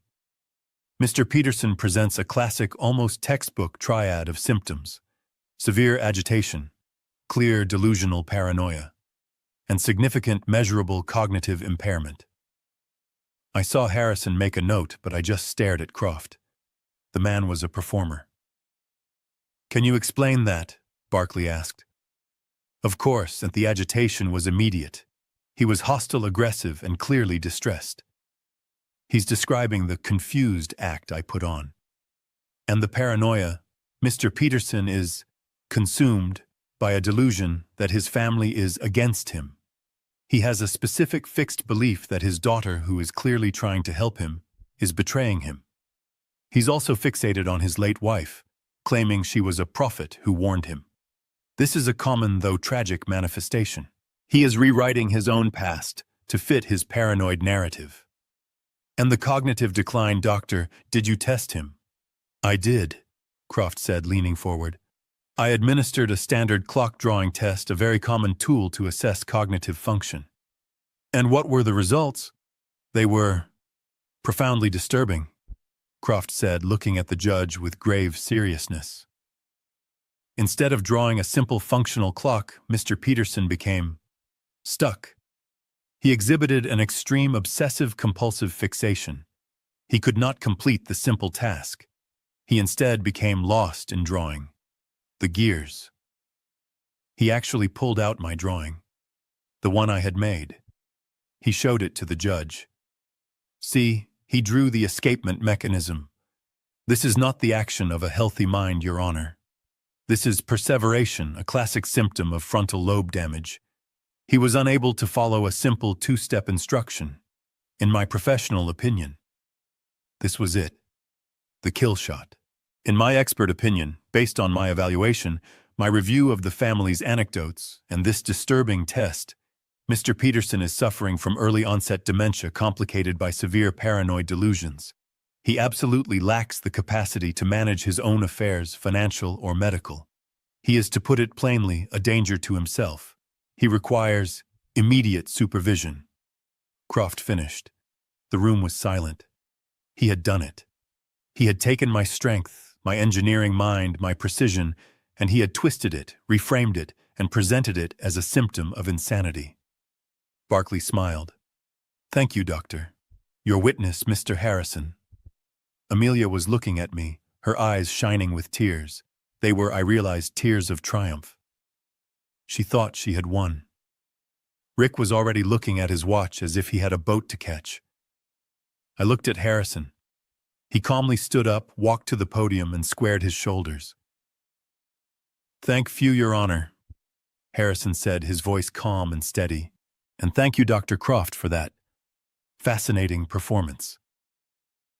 Harrison stood up, his movements calm and deliberate. He walked to the podium not with a stack of files but with a single slim folder. He looked at Dr. Croft, who was still looking smug on the witness stand, and he smiled. It was not a nice smile. "Thank you, Your Honor," Harrison said, his voice quiet but carrying in the silent courtroom. "And thank you, Dr. Croft, for that fascinating performance." Barclay, Amelia's lawyer, half rose. "Objection, Your Honor, performance." Judge Chen waved him down. "It's just commentary, counsel. Get on with your cross-examination, Mr. Harrison." "Certainly, Your Honor." Harrison opened his folder. "Dr. Croft, you've testified today that you are a board-certified forensic psychiatrist." "I am," Croft said, adjusting his cuffs. "And you are no doubt paid handsomely for your expert opinion." "Objection, relevance." "Withdrawn," Harrison said easily. "Doctor, you stated that your report, which was filed with this court before this hearing, was based on your evaluation of my client, Mr. Peterson." "That is correct. My evaluation and the extensive anecdotal history provided by his daughter." "Ah, yes. The anecdotal history," Harrison said, nodding. "The stories of forgetfulness and confusion. And based on this, before you ever met my client, you had already formed an opinion, had you not?" "I had formed a hypothesis," Croft said, his smile faltering, "based on the clear pattern of behavior." "A hypothesis so strong you felt comfortable writing and signing a sworn declaration that my client was incompetent before you ever laid eyes on him. Is that correct?" My evaluation simply confirmed my findings," Croft said, shifting in his seat. "Did it, Doctor?" Harrison said. "Because I'd like to talk about that profoundly disturbing clock-drawing test." Croft's confidence returned. "Yes, a classic sign of perseveration. He was stuck, unable to complete a simple—" "Doctor," Harrison interrupted, his voice sharp as a razor. "Are you an engineer?" "No," Croft said, confused. "I am a psychiatrist." "Have you ever studied architectural drafting or structural engineering?" "Of course not." "Then you would have no way of knowing, would you, that what you are calling obsessive-compulsive perseveration is what an engineer would call precision? You wouldn't know that my client didn't just get stuck. He drew a perfect scaled and mechanically sound schematic of an analog clock's escapement mechanism, from memory." Harrison turned to the judge. "Your Honor, my client didn't fail a simple test. He aced a complex one. He did something I doubt Dr. Croft or anyone else in this room could do. He drew a blueprint." Amelia's lawyer was on his feet. "Objection, my colleague is testifying." "Sustained," Judge Chen said, but she was looking at the drawing on her desk with a new, intense curiosity. "Mr. Harrison, do you have a question for the witness?" "I do," Harrison said. "Dr. Croft, in your expert opinion, is it common for dementia patients to be able to recall from memory the precise gear and pallet fork mechanics of an analog clock?" Croft's tan looked a little green. It's... The fixation is the symptom. Just a yes or no, doctor. Is it common?" "No," Croft whispered. "Thank you, doctor. No further questions." Harrison sat down. Barclay, seeing his case was suddenly on fire, tried to jump in. "Your Honor, the petitioner rests." We believe the evidence is clear, and we ask for the emergency petition to be granted. Judge Chen looked at him. The petitioner rests after that cross-examination. Bold move, counsel. Mr. Harrison, does the respondent have a case to present? Harrison stood up again, his calm never wavering. We do, Your Honor. The respondent calls Dr. Evelyn Alastair to the stand. A stir went through the courtroom. Even Barclay's jaw dropped. Amelia, confused, looked at her lawyer. Who? A moment later, Dr. Alastair walked in, radiating an authority that made Croft look like a cheap suit. She was sworn in. Harrison began. Dr. Alastair, please state your name and profession for the court. I am Dr. Evelyn Alastair. I am the Chief of Geriatric Psychiatry at the University of Washington Hospital and Medical School. I have been in practice for 30 years. Croft, I noticed, was sinking in his chair. He knew her. Doctor, thank you for coming. Did you have occasion to evaluate my client, Mr. Paul Peterson? I did, she said, her voice crisp. At your request, I conducted a full 3-hour clinical evaluation of Mr. Peterson at his home on Wednesday, October 18th, the day before Dr. Croft's chat. And what did your evaluation consist of? It consisted of a full medical history review, a verbal recall test, abstract reasoning puzzles, and of course the standard mini mental state examination, or MMSE. And what were your findings, doctor? My findings, she said, putting on her glasses and opening a file, were unequivocal. Mr. Peterson is, well, he is one of the sharpest men his age I have ever had the privilege of examining. Amelia let out a small, strangled gasp. Dr. Croft, Harrison said, testified that my client suffers from paranoia, agitation, and cognitive decline. Did you find any evidence of this? Dr. Alastair gave a small, dry laugh. No, I found evidence of anger, justifiable anger. I found frustration, justifiable frustration. What Dr. Croft calls paranoia, the belief that his family is against him, I would call an accurate assessment of the situation. The man is under a hostile, fraudulent legal attack. He's not paranoid. He's correct. Objection! Barclay shrieked. She's opining on the case. Sustained, Judge Chen said, but she was leaning forward, her eyes fixed on Alastair.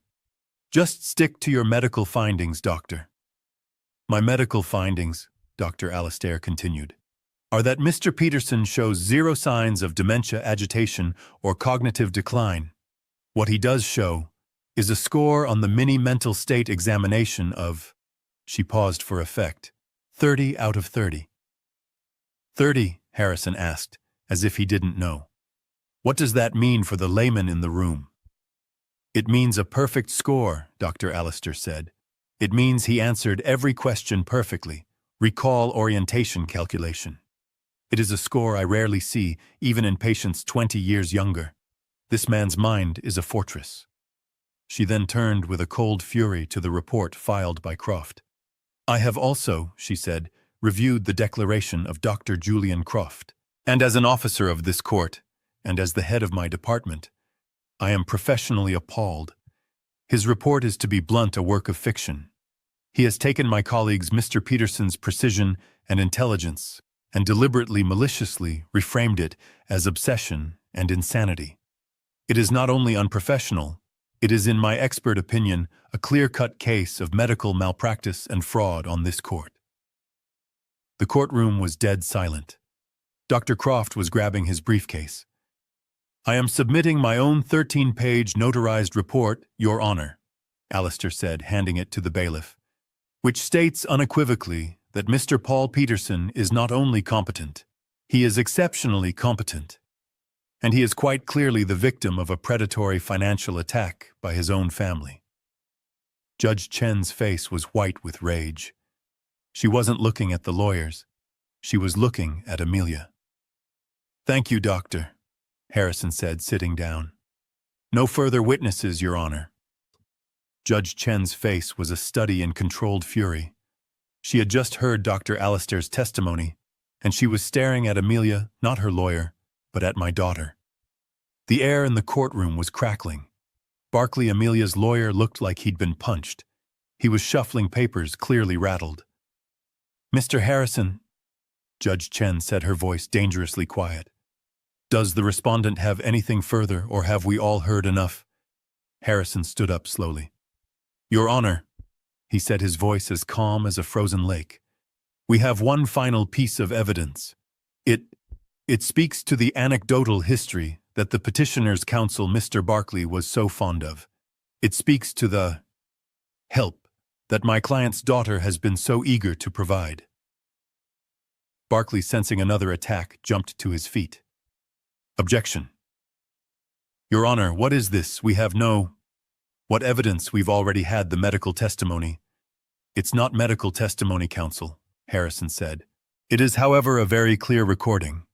Your Honor, we would like to present Respondent's Exhibit C, a video recording taken in Mr. Peterson's home in his living room just last week." A jolt went through the room. Amelia, who had been staring at Dr. Alistair's back with pure hatred, whipped her head around to look at me. Her face was for the first time not smug, not fake crying. It was pale with genuine animal fear. "A video," Judge Chen said, her eyebrows raising. "Mr. Harrison, on what grounds?" "On the grounds, Your Honor, that it is a perfect first-hand recording of an act of fraud, specifically fraud against the elderly. We are alleging that this entire petition," Harrison's voice boomed, "is not just baseless, but is the second step in a criminal conspiracy to defraud my client. The first step is on this video." "Objection!" Barkley was yelling now. This is outrageous. A recording. This is a two-party consent state. It's illegal. It's inadmissible." Harrison just waited for him to finish.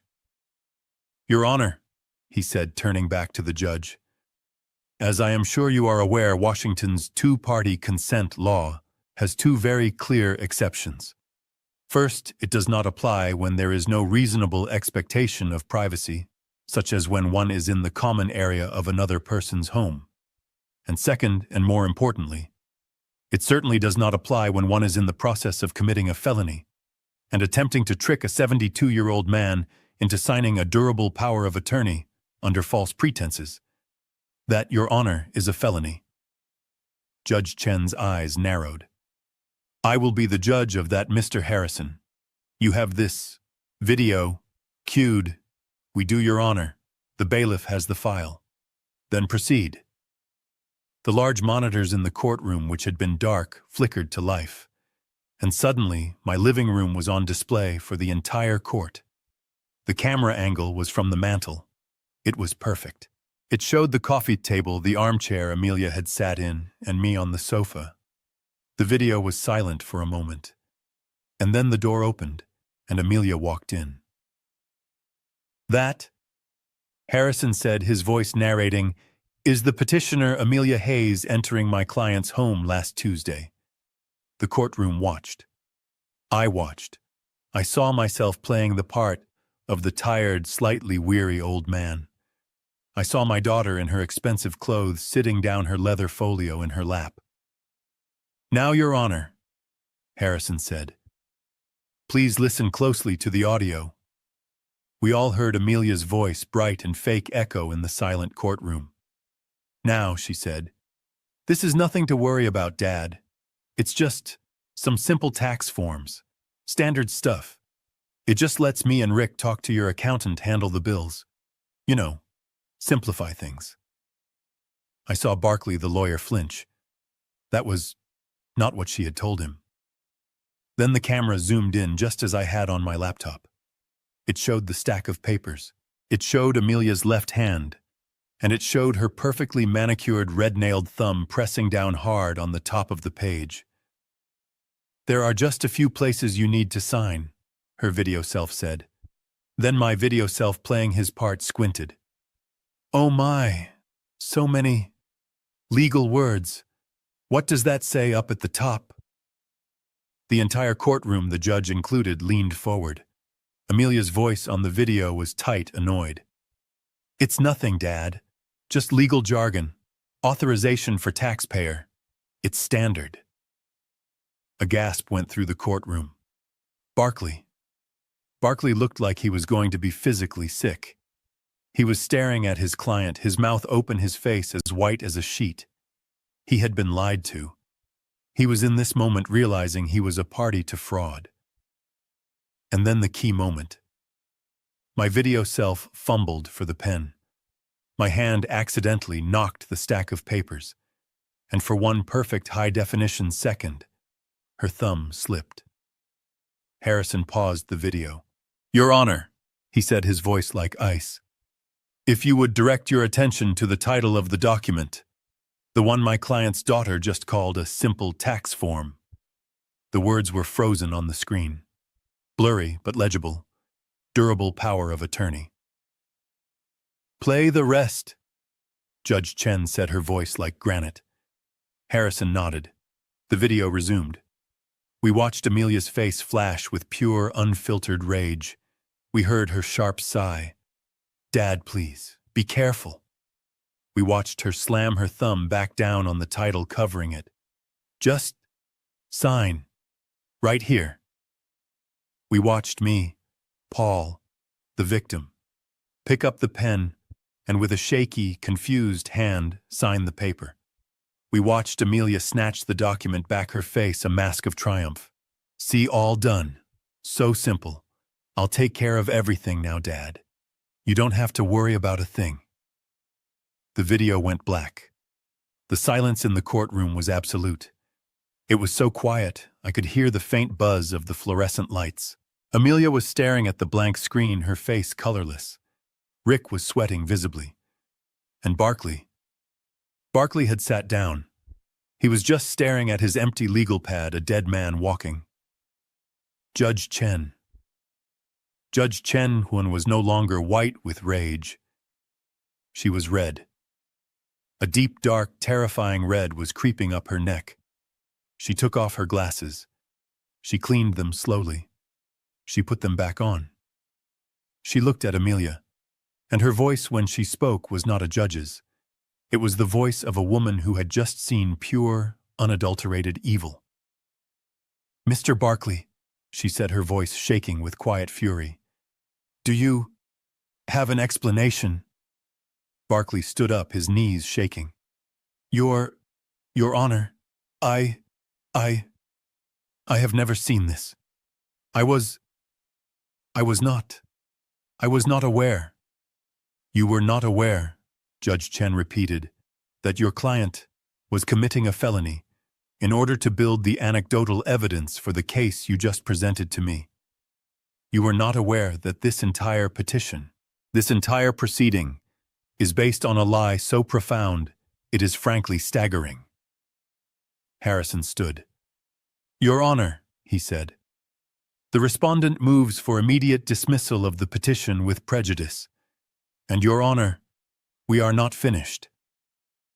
Judge Chen's face was a deep, dark, terrifying red.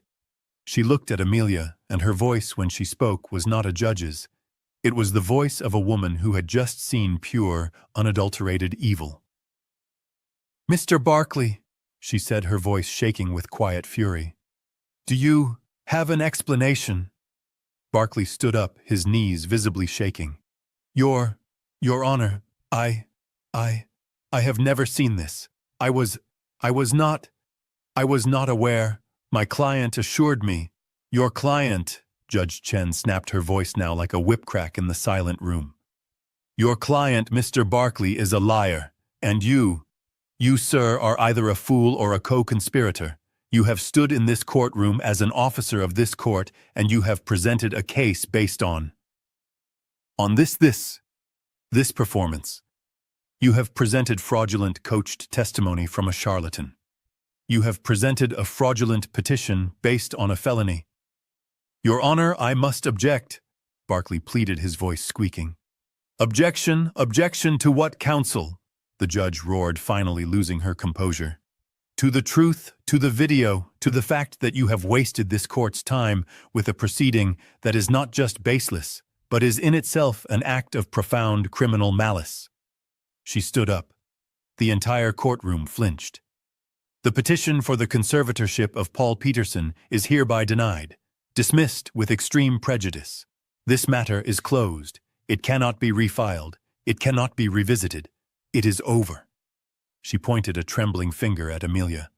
"That is the least of your problems." She sat down, but her eyes never left my daughter's face. Amelia looked like she had been turned to stone. "Mr. Barkley," the judge continued, her voice now a deadly cold monotone, "you have brought a fraudulent case before me. You have enabled your client's attempt to defraud an elderly citizen. You have vouched for a medical expert who is quite clearly a hired gun who signs declarations before he even meets a patient. I am, as of this moment, referring this entire matter, your conduct, your testimony, and your professional ethics to the Washington State Bar Association's Disciplinary Committee. You should pray you still have a license to practice law by the end of this year." Barkley actually stumbled, collapsing into his chair. He put his head in his hands. "As for you, Miss Hayes," the judge said. Amelia, frozen, did not respond. "Look at me," the judge commanded. Amelia's head snapped up, her eyes wide with terror. "You have come into my courtroom under the guise of a loving, concerned daughter. You have wept. You have lied. You have conspired to have your own father, a man who by all accounts is sharper than everyone in this room, declared incompetent. You did this." She picked up the document from her desk, "so you could file this disgusting motion to sell his home. This is not a family dispute. This is a crime. This is perjury. This is conspiracy to commit fraud. This is without a doubt elder abuse. I am referring your case, Miss Hayes, along with the testimony of Dr. Julian Croft, and a copy of that video, to the King County District Attorney's Office, not for consideration, with a recommendation for criminal prosecution." A small animal sound escaped Rick's throat. He finally understood. "This is not a game," the judge said, her voice full of ice. "You came here to steal your father's life, his home, and his dignity. And you did it by lying to this court. I have rarely in my 15 years on this bench seen such a cold, calculated, and purely evil act of greed. Get out of my courtroom." Amelia was paralyzed. Rick had to grab her by the arm and physically pull her to her feet. They stumbled white-faced toward the door, their lawyer still sitting catatonic at the table. They were failures. They were exposed. They were potentially criminals. They had lost everything. As Amelia was halfway to the door, her shoulders shaking, Harrison stood up one last time. "Your Honor," he said, his voice clear and strong in the sudden silence. "Thank you. But we are not finished." Amelia froze. She turned around slowly, her face a mask of confusion and terror. "What?" she whispered. Judge Chen looked at Harrison. I beg your pardon, Mr. Harrison. I have dismissed the case." "What more could there be?" Harrison looked not at the judge, but right at me. And then he turned and gave Amelia a cold, cold smile. "Your Honor," Harrison said, pulling a new thick leather-bound document from his briefcase. "This was just the defense. Now, it's our turn." Amelia was catatonic. She didn't move.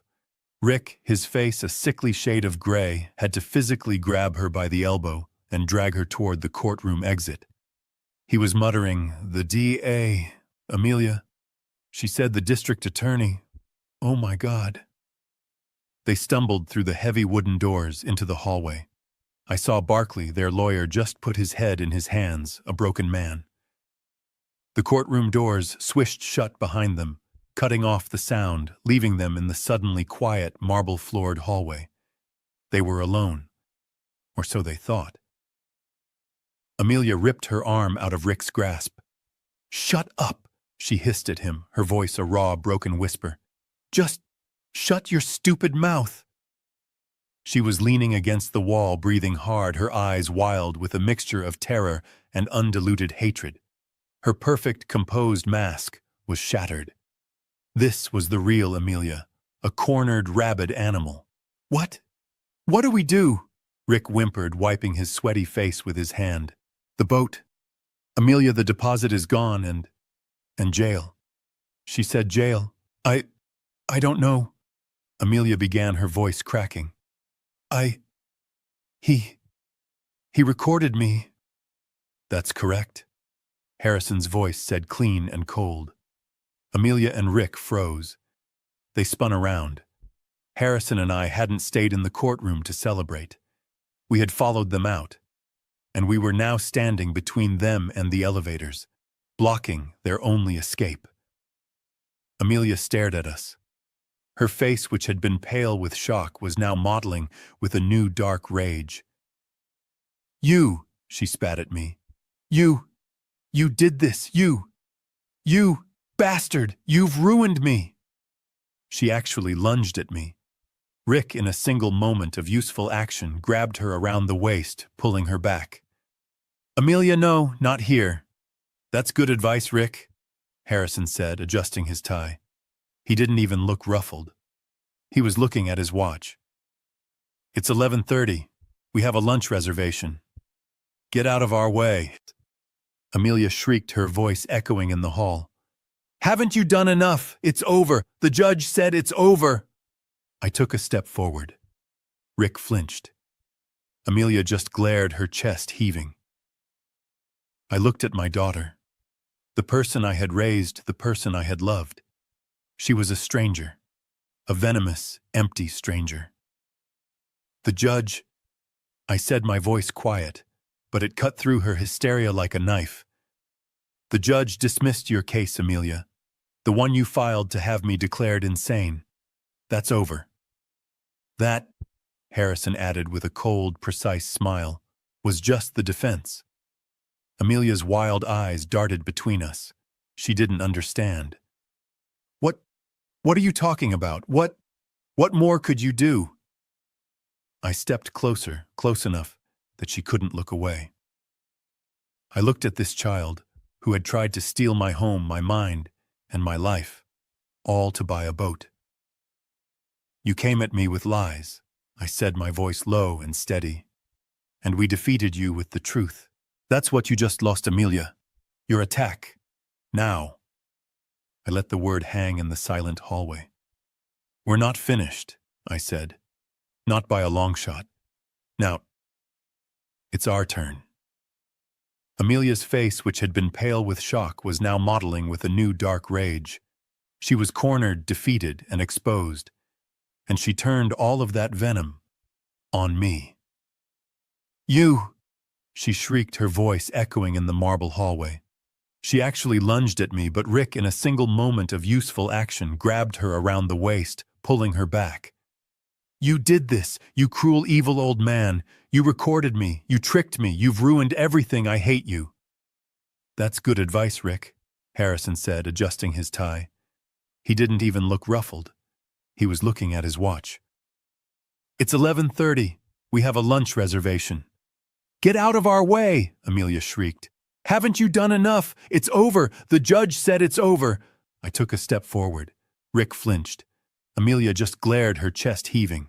The judge, I said, my voice quiet, dismissed your case, Amelia. The one you filed to have me declared insane. That's over. That, Harrison added with a cold, precise smile, was just the defense. Amelia's wild eyes darted between us. She didn't understand. What are you talking about? What more could you do? We're not finished, I said. Not by a long shot. Now, it's our turn. What are you talking about? Amelia's voice was a hoarse whisper. What more could there be? You won. You humiliated me. You've ruined me. What more do you want? We're not here to want anything, Amelia, Harrison said, his voice as sharp as a legal filing. We're here to conclude the business. What business? Rick whimpered, his eyes darting between us and the elevators. The case is dismissed. We're leaving. Not quite, a new voice said. It was a woman's voice. calm, clear, and steady. We all turned. Walking down the hallway toward us from the direction of the elevators were two women. One was in her late 50s, wearing a sharp professional suit and carrying a heavy leather briefcase. The other was a young woman in her early 30s wearing simple blue nurse's scrubs. She had kind, intelligent eyes and a calm expression that seemed completely out of place in this scene of raw emotional conflict. Amelia squinted. Her brain, addled by rage and fear, was slow to process the new arrivals. She stared at the nurse. "Hello, Cousin Amelia," the young woman in the scrubs said. Her voice was polite. Amelia's jaw dropped. It was a look of such profound, stunned confusion, it was almost comical. "Sarah," she breathed, her voice a squeak. What the hell are you doing here?" This was Sarah, my niece, my sister's daughter from Portland, the quiet, boring cousin, the one who had become an oncology nurse, the one Amelia had always looked down on, always treated as a poor relation, the one she hadn't even invited to her wedding, because as I'd overheard her telling Rick, she's just so dull, and she'll just want to talk about bedpans. Sarah looked at her cousin, her expression not unkind, just matter of fact. "I'm here for the hearing, Amelia." "Well," she corrected herself. "I was. It seems I'm a little late. You all finished early." Amelia's confusion was now curdling back into suspicion. What you're here for? For this? Why, what does this have to do with you? Did he call you?" She spat the word, pointing at me. "Did this old bastard call you to what? To gloat?" "No," Sarah said, her voice still perfectly calm. "I called myself. Well, technically my lawyer called me." She gestured to the woman beside her. "Amelia Hayes, Rick Hayes. This is my attorney, Mrs. Jenkins from Portland. She's a specialist in trust and estate law." Your lawyer?" Rick stammered, his eyes wide. "A nurse needs a specialist lawyer." Sarah ignored him. She looked at Harrison, and then at me, and then finally she looked at Amelia.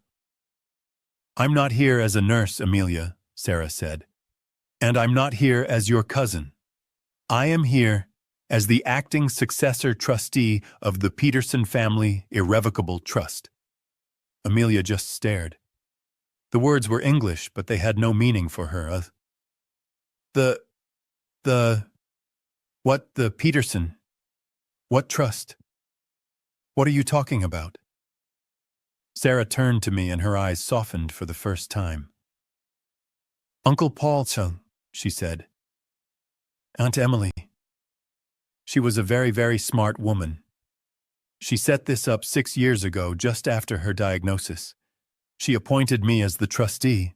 I have been managing this property, all of it, ever since." Amelia let out a high-pitched, hysterical laugh. "Managing what, my father's property? You're insane. You're as crazy as he is. He's the owner. This is just another one of his tricks." "I'm afraid not, Miss Hayes." The other woman, Mrs. Jenkins, the lawyer from Portland, finally spoke. Her voice was like granite. She opened her heavy briefcase, took out a thick, bound document, and held it. "This," she said, "is the Declaration of Trust, the original, signed by Emily Peterson 6 years ago, and you'll find, if you ever read it, that it is a legal fortress." Mrs. Jenkins looked at my daughter with the cold, dispassionate eyes of a mortician. The house you just petitioned the court to sell has not been in your father's name for 6 years. It belongs to the trust." Amelia's face went from rage to a bloodless, waxy white. "What? The $4 million estate?" Mrs. Jenkins continued. "The brokerage accounts, the retirement funds, the entire portfolio you just tried to seize control of by having your father declared incompetent, belongs to the trust. Your father," she gestured to me, "is the lifetime beneficiary. He is legally entitled to live in the house and receive all the income from the investments. But he does not own them. He has no power to sell them or to give them to you. And you, she said, her voice dropping, have no claim to them. Rick was whimpering. No, no, that can't be. That can't be legal. It is, I assure you, Mrs. Jenkins said, 100% legal and permanent. But that's not even the best part. She put on a pair of reading glasses and flipped to a page in the document, a page that had a small yellow tab on it. Your mother, Miss Hayes, was a very thorough woman. She anticipated this day. She anticipated you. She began to read. Clause 4, Section B. If any named beneficiary, and she lists you, Amelia Hayes, by name, shall in any way, shape, or form contest this trust, or, if said beneficiary shall take any legal action, such as a conservatorship proceeding, in an attempt to seize control of the assets of the lifetime beneficiary Paul Peterson. Mrs. Jenkins looked up over the top of her glasses right at Amelia. Then in that event, the gift to said beneficiary shall be void. That person shall be deemed to have predeceased the truster, and they and all of their issue shall be permanently and irrevocably disinherited from any and all portion of this trust. The hallway was dead silent. Even the air seemed to have been sucked out. Amelia was just standing, staring, not breathing. Rick the idiot was the one who broke the silence. He whispered, his voice trembling. What does that mean? I looked at my daughter, my child, the stranger who had tried to destroy me, and I felt nothing. Just the cold final click of a lock falling into place. I stepped past Harrison. I stepped past Sarah. I stood in front of my daughter for the last time. It means, I said, my voice clear and steady, that by filing that lawsuit against me, the lawsuit you just lost, you have just legally and permanently disinherited yourself. Your mother, your brilliant, loving mother, she gave you one final test, Amelia. She gave you a choice. You could have loved me and waited, or you could have tried to take it all. I looked at her, my heart dead. And you failed. Amelia didn't scream. She didn't faint. She just deflated. All the rage, the venom, the life went out of her. Her knees just unlocked. She didn't fall. She just slid down the marble wall, crumpling into a heap on the floor. Her expensive suit ruined her face, as empty as her future. She was finally finished. I am Paul Peterson, and I am 73 years old. It's been a year. I'm sitting on my front porch in the same chair I've sat in for 20 years. It's quiet. The Seattle morning is cool and damp, and my coffee is hot. The house is silent behind me. But it's a different kind of silence now. It's not the lonely, aching silence of a widower. It is the deep, profound, and earned silence of peace. The house is no longer a target. It is once again just my home. Harrison called me last week. Not with bad news, with an update. He has a certain satisfaction in his voice these days. He informed me that Amelia's lawyer, Barkley, was suspended from the bar for 2 years. His career is over. He was found guilty of presenting a fraudulent case and failing his duty to the court. And Dr. Julian Croft, the hired gun, Dr. Allister's testimony combined with Exhibit B, the video of his sham evaluation, was sent to the state medical board. His license to practice medicine has been permanently revoked. He is, in the eyes of the law, a fraud. And Amelia and Rick. There was no money. There was no inheritance. There was no house to sell. The emergency petition was not just denied. It was the trigger that detonated their entire lives. They couldn't cover the $500,000 loss from Rick's crypto scam. They couldn't make the payments on the second mortgage. And of course, they lost the $200,000 deposit on that yacht. It was the most expensive boat they never owned.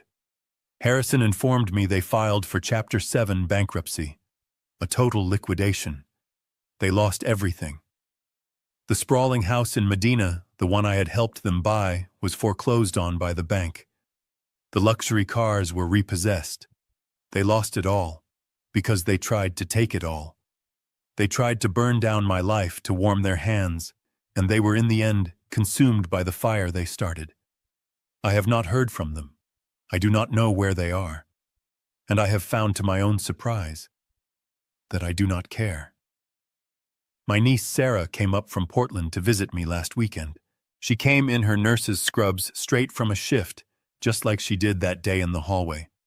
She is the trustee, and she is magnificent. She sat at my kitchen table, the one where Amelia had planned her attack, and we went over the quarterly statements for the trust. Her and I are the board of directors for my wife's legacy. Sarah pulled out a separate checkbook. And this, she said, her smile so much like her mother's, is the best part. In the Declaration of Trust, my Emily, my brilliant, loving architect, had left one final, perfect instruction. After ensuring all my needs were met, all taxes paid, a full 25% of all annual profits from the $4 million portfolio are to be donated in her name to the Fred Hutchinson Cancer Research Center, right here in Seattle. My wife didn't just build a fortress to keep the darkness out. She built an engine to create good. She turned her own terrible, unfair death into a weapon against the very disease that took her. She was not just a planner. She was a visionary. I lost a daughter. I see that now. The daughter I loved was a fiction. The real one was a stranger I never knew. But in losing her, I found the full, true, and extraordinary story of my wife. And I learned something. I learned that sometimes silence is not weakness. It's not confusion. It's not despair. Sometimes silence is the time you spend reloading. This whole ordeal taught me a powerful and painful lesson. True strength isn't just about endurance or quiet sacrifice. It's about action. It shows that love and trust, when they are abused, must be met with wisdom and meticulous planning. My wife Emily demonstrated that the greatest act of love isn't always just giving. It is also protecting. She taught me that you must fight for your dignity and that it's never too late to see the truth, even if it's a truth that breaks your heart. Sometimes the hardest boundaries are the ones we must draw with the people we loved the most, not to destroy them, but to save ourselves. Have you ever had to draw a difficult line with someone you love? Share your own experiences with setting boundaries in the comments below.